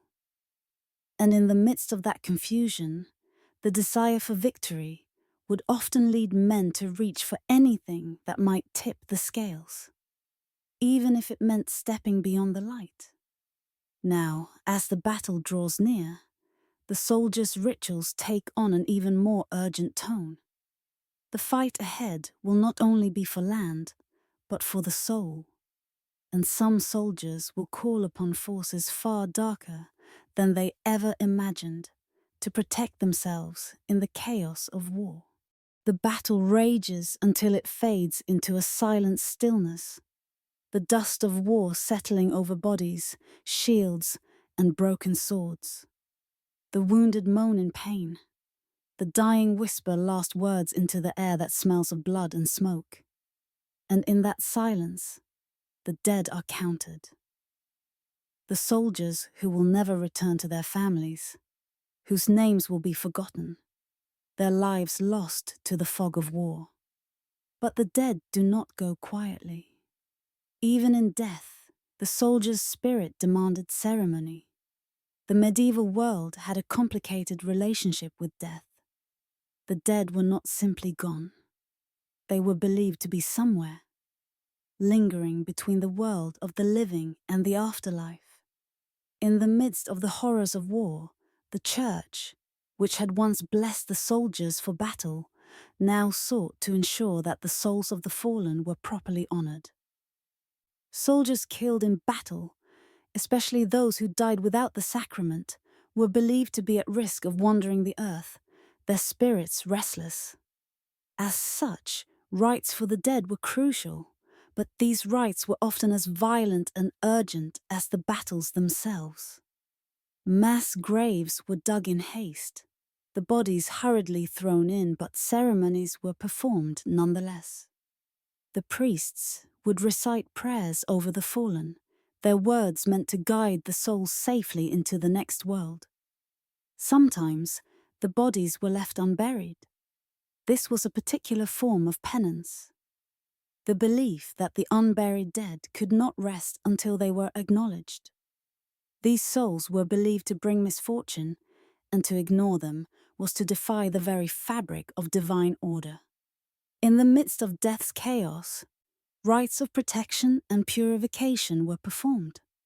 Soldiers left offerings to the dead, placing items of personal value by their fallen comrades. The church adapted pagan rituals, offerings, chants, and even sacrifices, to ensure that the souls of the dead were properly taken care of. Where faith once stood as a wall against death, it now became a bridge, a way to reach the spirits still lingering. The narrator reflects softly. Even in the horror of war, there is compassion. The soldier's death was not simply an end, but a continuation, one that demanded recognition, a promise of peace. The rites for the dead were not just for the soldiers themselves, but for the living who needed closure, who needed to know that even the fiercest battle would not sever the bond between flesh and spirit.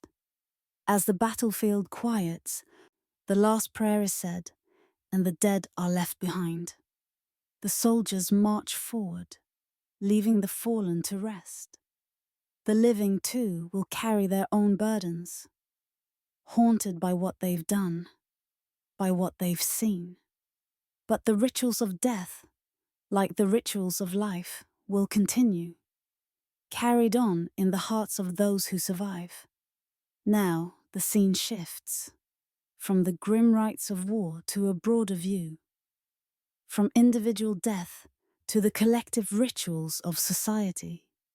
In Chapter 8, the story will expand to examine how death, in all its forms, shaped medieval life far beyond the battlefield. The bell tolls, slow and steady. In the house, the room is thick with the scent of incense and the sound of whispered prayers.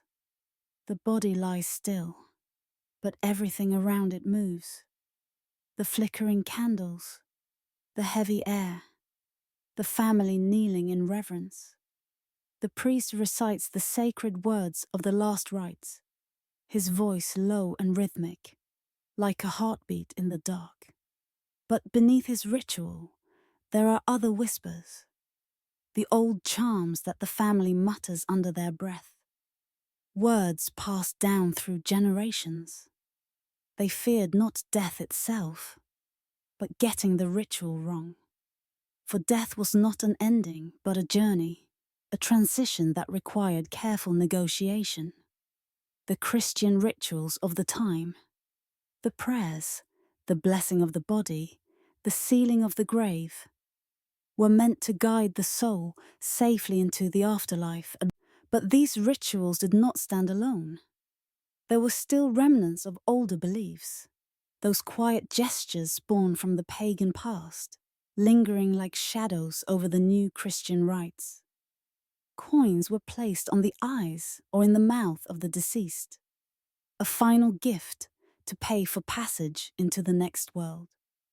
The ancient practice of leaving offerings for the dead, once tied to pagan beliefs, had been absorbed into Christian custom.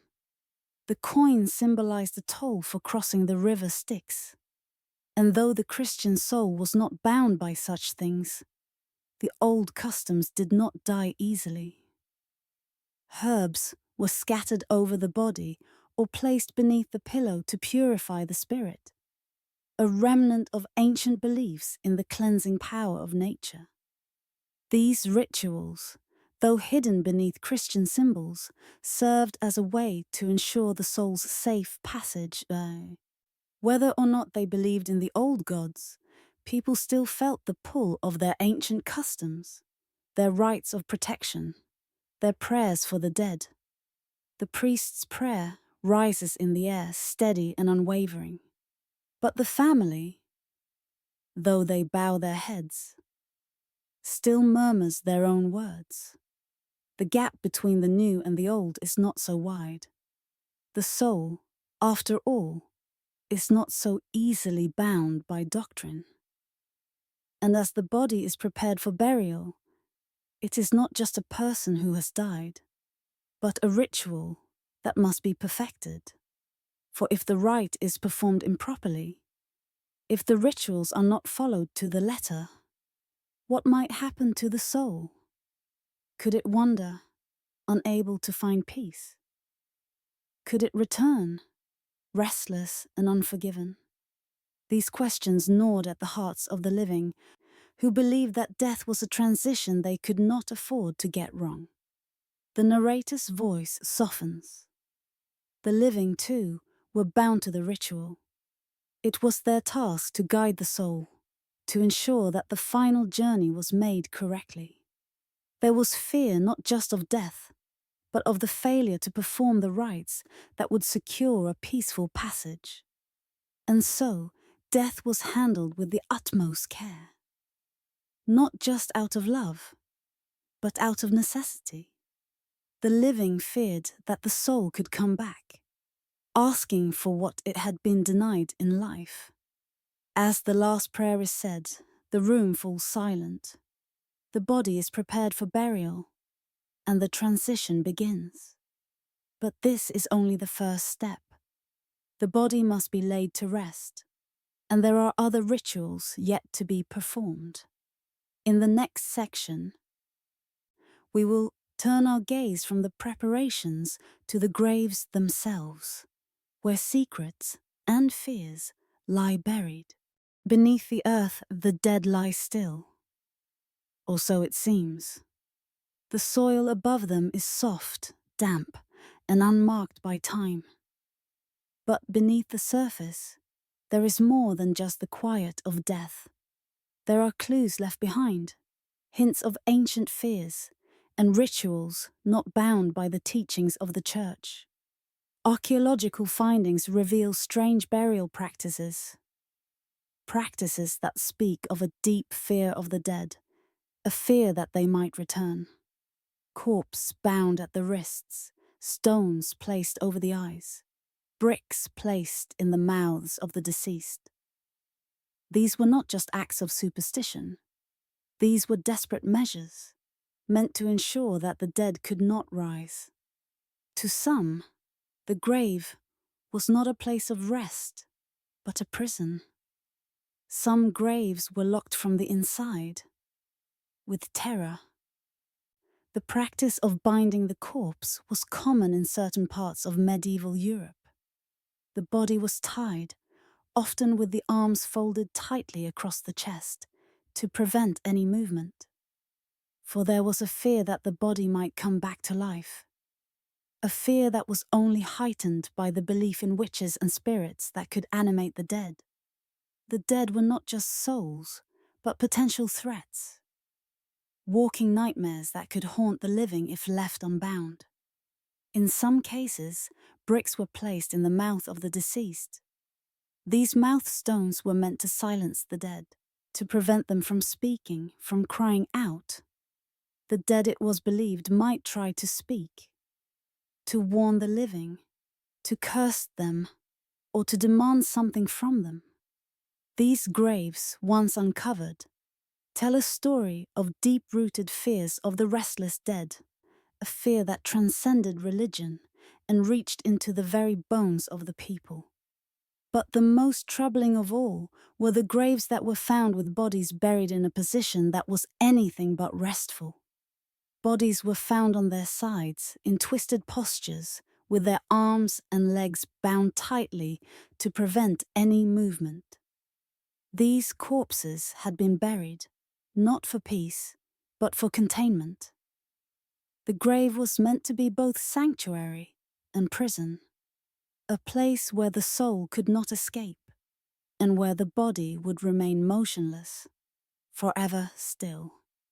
The narrator's voice slows, becoming darker. These were not the rituals of comfort, but of fear, of the deep, unspoken terror that the dead might not stay where they were placed.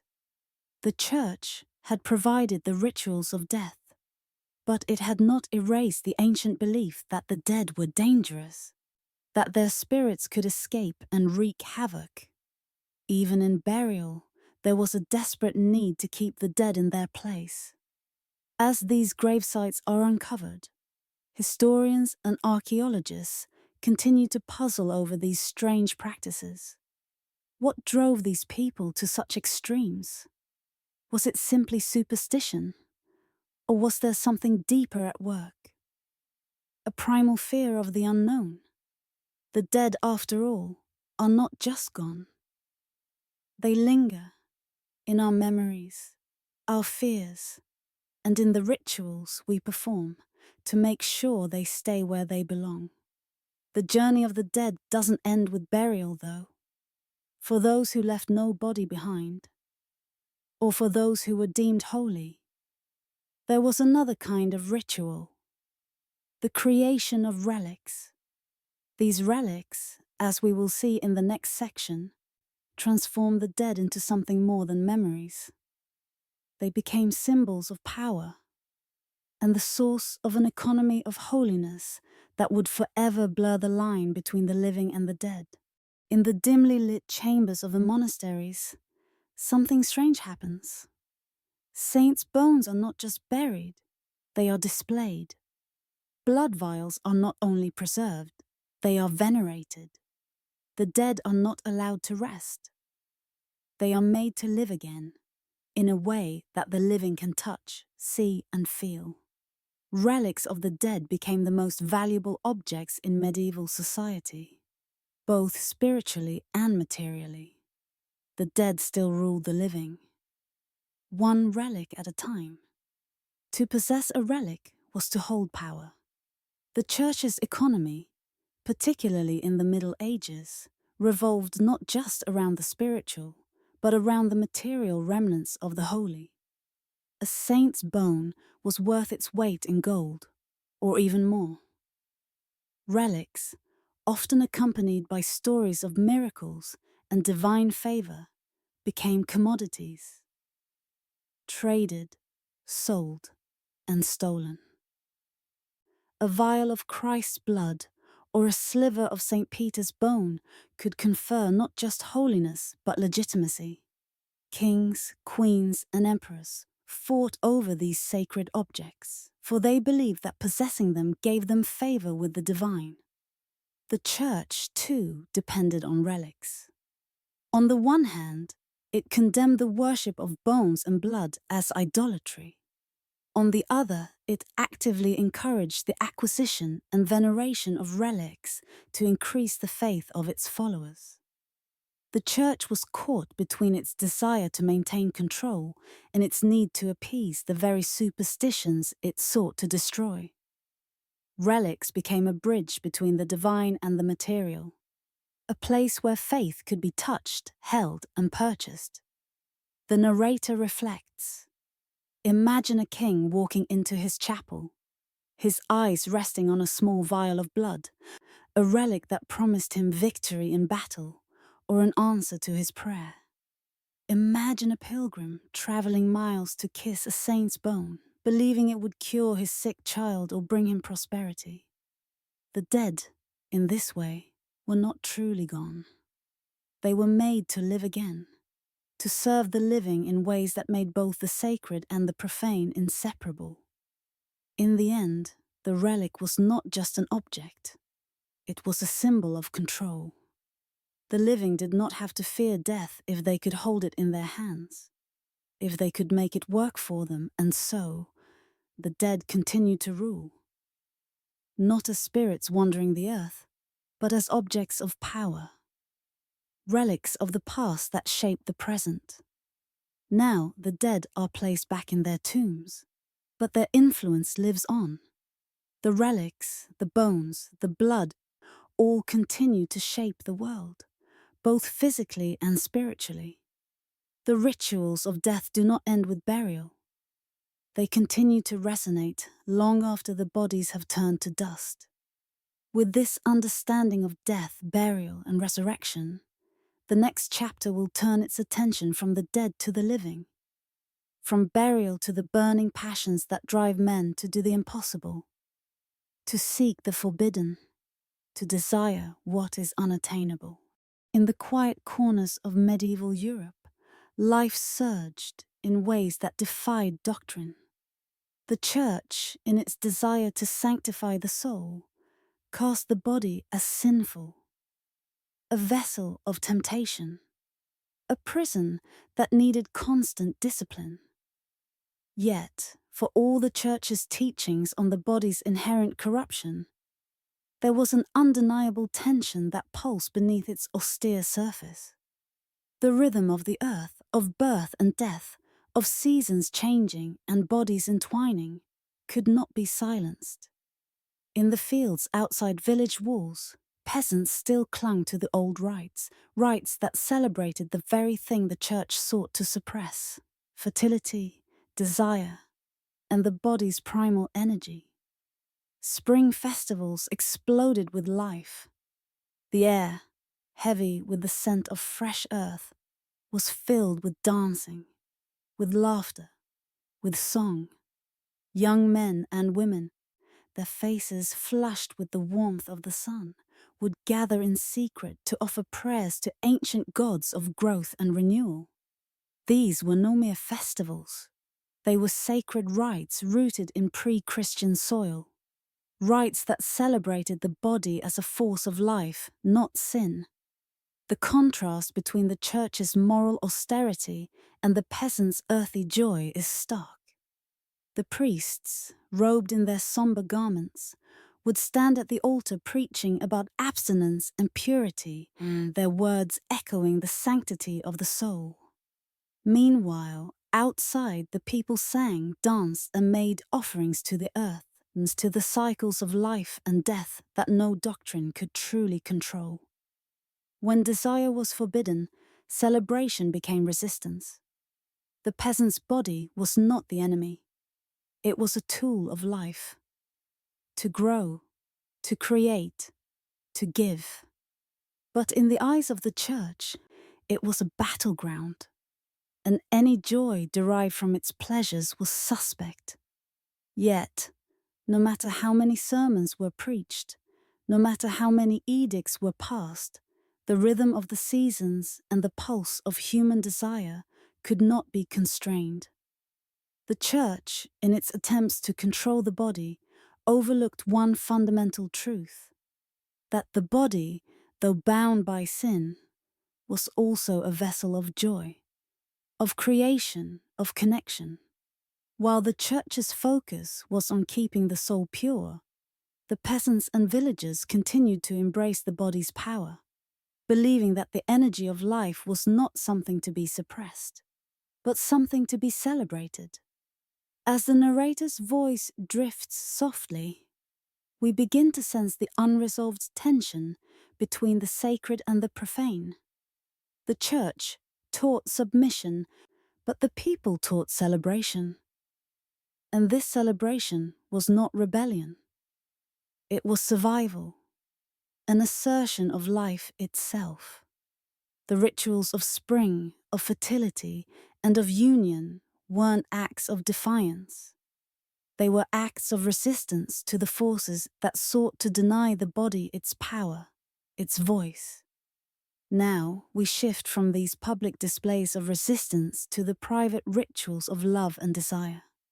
For the people, the realm of passion was not just a matter of nature, but of magic. The love spells, charms, and potions they used to find companionship were as much a part of their daily lives as prayers or songs. They mixed herbs and hope in equal measure. For in the medieval world, even love was an act of fate. In the dim candlelight of a medieval cottage, a woman carefully crushes dried herbs into a small mortar. The aroma of rosemary, thyme, and lavender fills the air. These aren't simply ingredients for a meal. These are ingredients for a spell. A love spell, one that she hopes will sway the heart of the man she desires. With each careful movement, she is not just performing an act of superstition. She is taking control of her future, grasping hold of the intangible threads of fate. These love charms, potions, and rituals were common in the medieval world, passed down through family lines, whispered from mother to daughter, and scribbled in the margins of grimoires. They were not seen as idle fantasies, but as a practical response to desire, a way to influence the course of one's life when fate seemed unwilling to cooperate. A woman seeking a husband, or a man wanting a lover, could turn to the power of herbs, words, and magic to change their fortunes. These acts weren't about lust. They were about control. Control over one's future, over the hearts of others, over the very course of destiny itself. The narrator speaks of manuscripts filled with spells, some innocent, some risque. The most common ones invoke the names of saints, asking for divine intervention in matters of the heart. The language of these charms was often cryptic, each word chosen with care, for they understood that to invoke a power was to dance with the unknown. To desire was one thing. To act upon that desire in the eyes of the church was another. But the charms offered a safe space, a realm where wishes were made, where hearts were bound, and where magic, in its simplest form, became a tool for human will. There were potions to calm nervousness, to encourage affection, and even to invoke sexual desire. The boundaries between medicine and magic were as blurred as those between sacred and profane. A potion to relieve menstrual pain was often paired with a whispered prayer to a goddess of fertility, and a balm for a headache might also be said to clear the mind of unwanted lovers. The narrative deepens. The desire for love, for connection, was not seen as a sin, but as a necessity, a human need that transcended the edicts of the church. The church may have sought to suppress the body's desires, but it could not erase the yearning for affection, for companionship, for union. And so, the people turned to what they could control: the elements, the herbs, and the spells passed down through the ages. In this world of desire and magic, men and women grasped at the intangible, hoping that the herbs, the prayers, and the rituals would tip the scales in their favor. They were not just conjuring love, they were conjuring their fate. And in a world where life often felt beyond one's grasp, this power, however fleeting, was their only way of asserting control over their hearts. But the church, of course, had its own response to these private rituals. It would soon counteract these acts of magic with rituals of its own. Rituals designed to purify, to suppress, and to remind the people that love, in its most unruly form, was still bound by divine law. The confessional was not just a place for confession, it was a place for punishment. The priest sat behind the screen, his voice soft and firm, as the sinner poured out their transgressions. But it was not just for lies, thefts, or violence that people came to confess. It was for desires too. Desires that the church deemed sinful. Desires that did not fit neatly into the framework of virtue and purity. And so the penitent sat before the priest, confessing not only their sins, but the natural desires of the body, the very desires the church had taught them to repress. Pleasure and penance were two halves of the same prayer. The act of sinning was not just a failure to follow the rules. It was a failure to submit the body's natural urges to the divine order. And so, the church laid out its counter-rituals: chastity, abstinence, and, above all, penance. The sinner was not just forgiven. They were cleansed, purged of the desire that led them astray. But here, too, there was a strange duality. The same desires that the church condemned were the very desires that fueled its rituals. The rituals of penance, from flogging to fasting, were rooted in the same impulses. The desire for control, the desire for purity, the desire to transform the body through suffering. Where the peasants celebrated fertility and union with joy and music, the church responded with solemnity and silence. Yet the ritual was the same: to purify the body, to rid it of sin, and to appease the divine.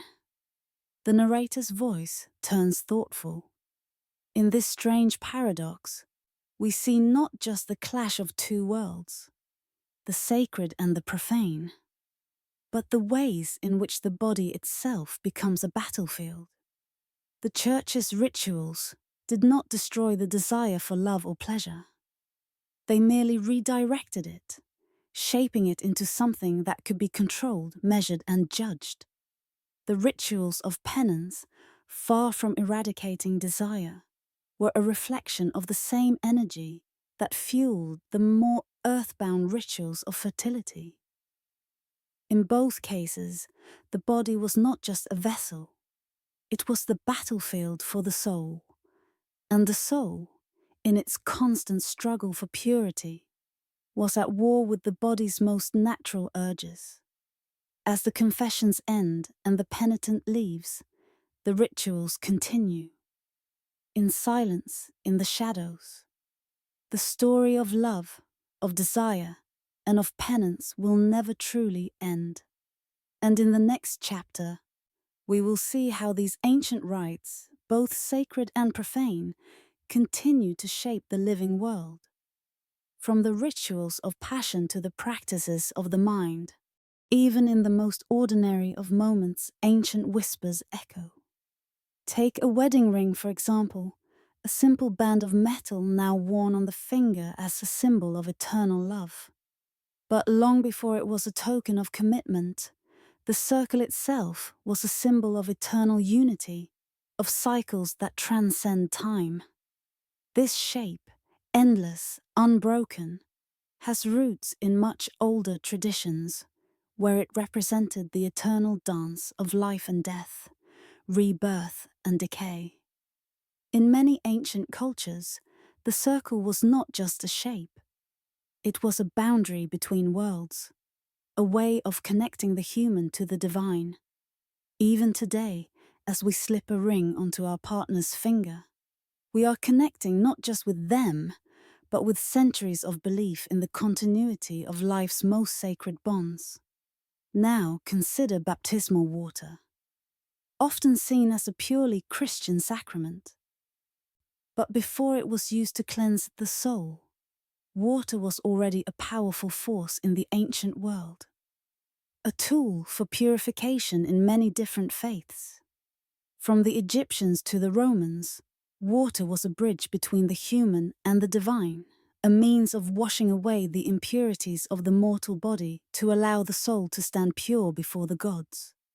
What we call baptism today is a continuation of these primal rites, subtly transformed over the centuries, yet still resonating with that ancient power.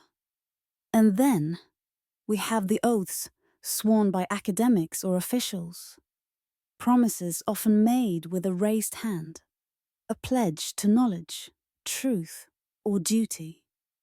The act itself, solemn, often invoking divine judgment, traces its origins to medieval oaths of loyalty sworn to protect sacred knowledge, often tied to secret societies and guarded wisdom. These oaths were not just ceremonial, they were believed to bind the soul, invoking divine judgment to daunt if broken. They were, in their essence, rituals that established control over knowledge, an ancient power that still persists today in our belief in the sanctity of intellectual pursuit. Look closely at any ceremony today.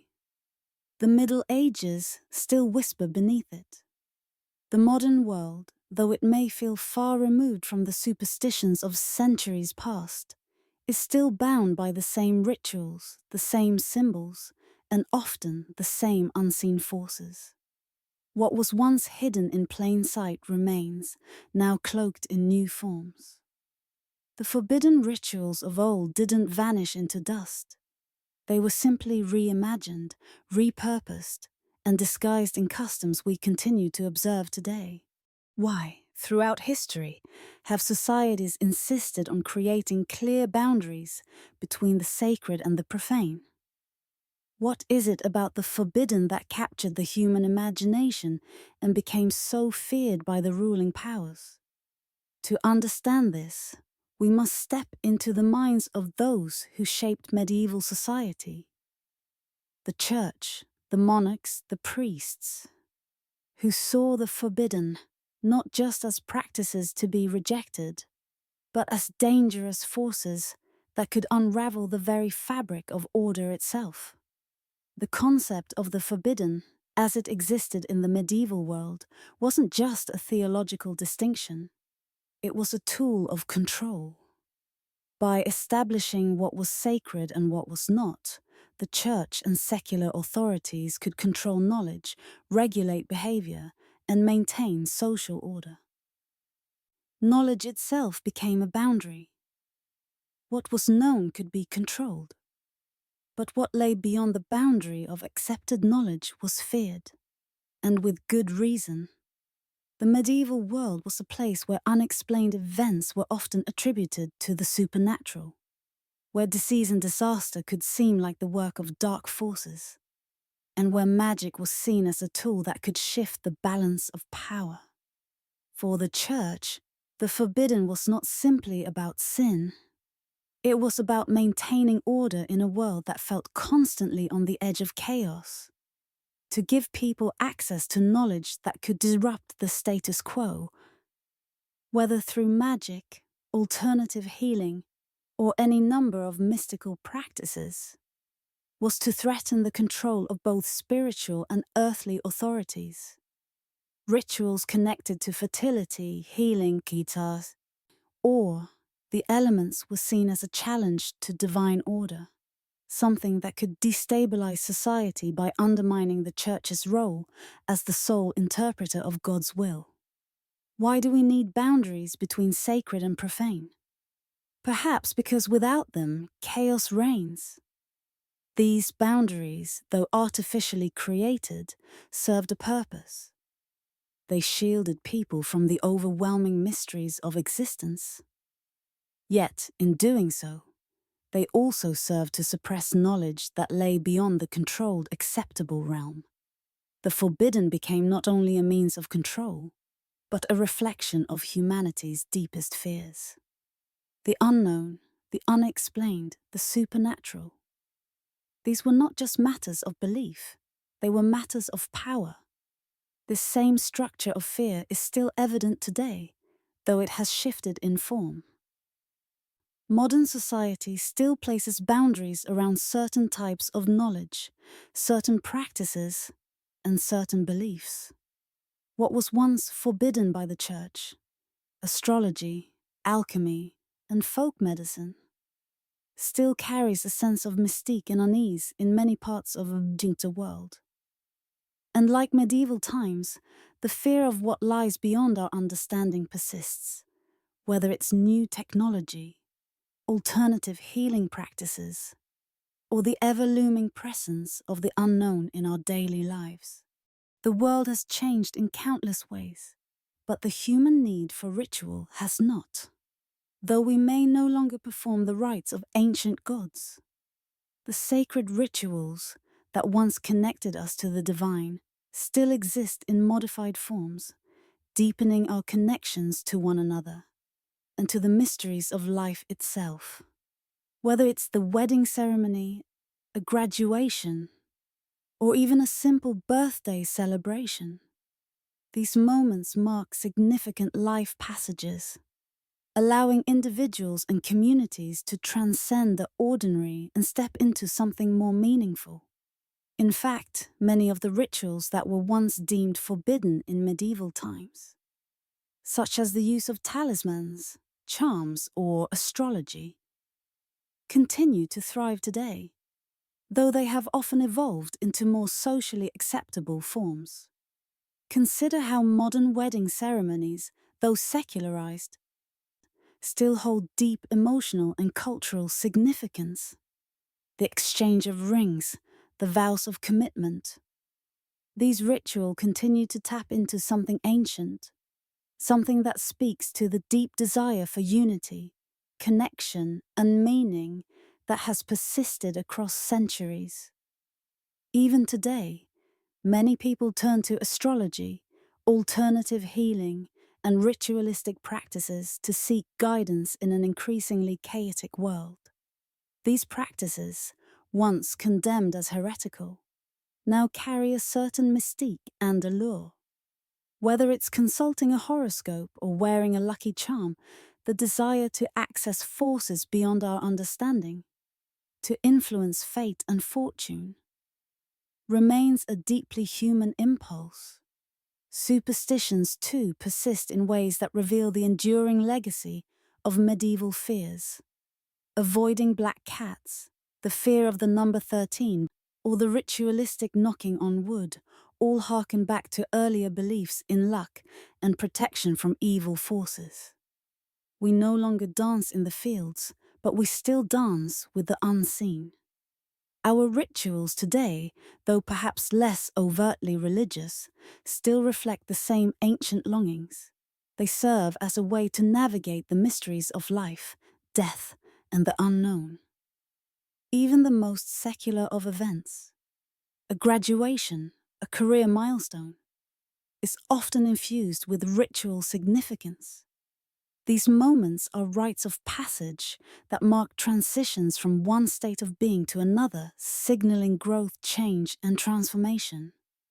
These rituals may have evolved from the sacred to the social, but they still hold the power to connect us to something greater than ourselves. The same forces that gave rise to medieval rituals. The need to mark significant life events, the desire to connect with the unseen world, continue to shape our lives today. What was once forbidden has been absorbed into the fabric of everyday existence, and its power has not diminished. The mystique remains, though now it may take the form of a wedding ring, a lucky charm, or the protective thoughts we offer in the silence of the night.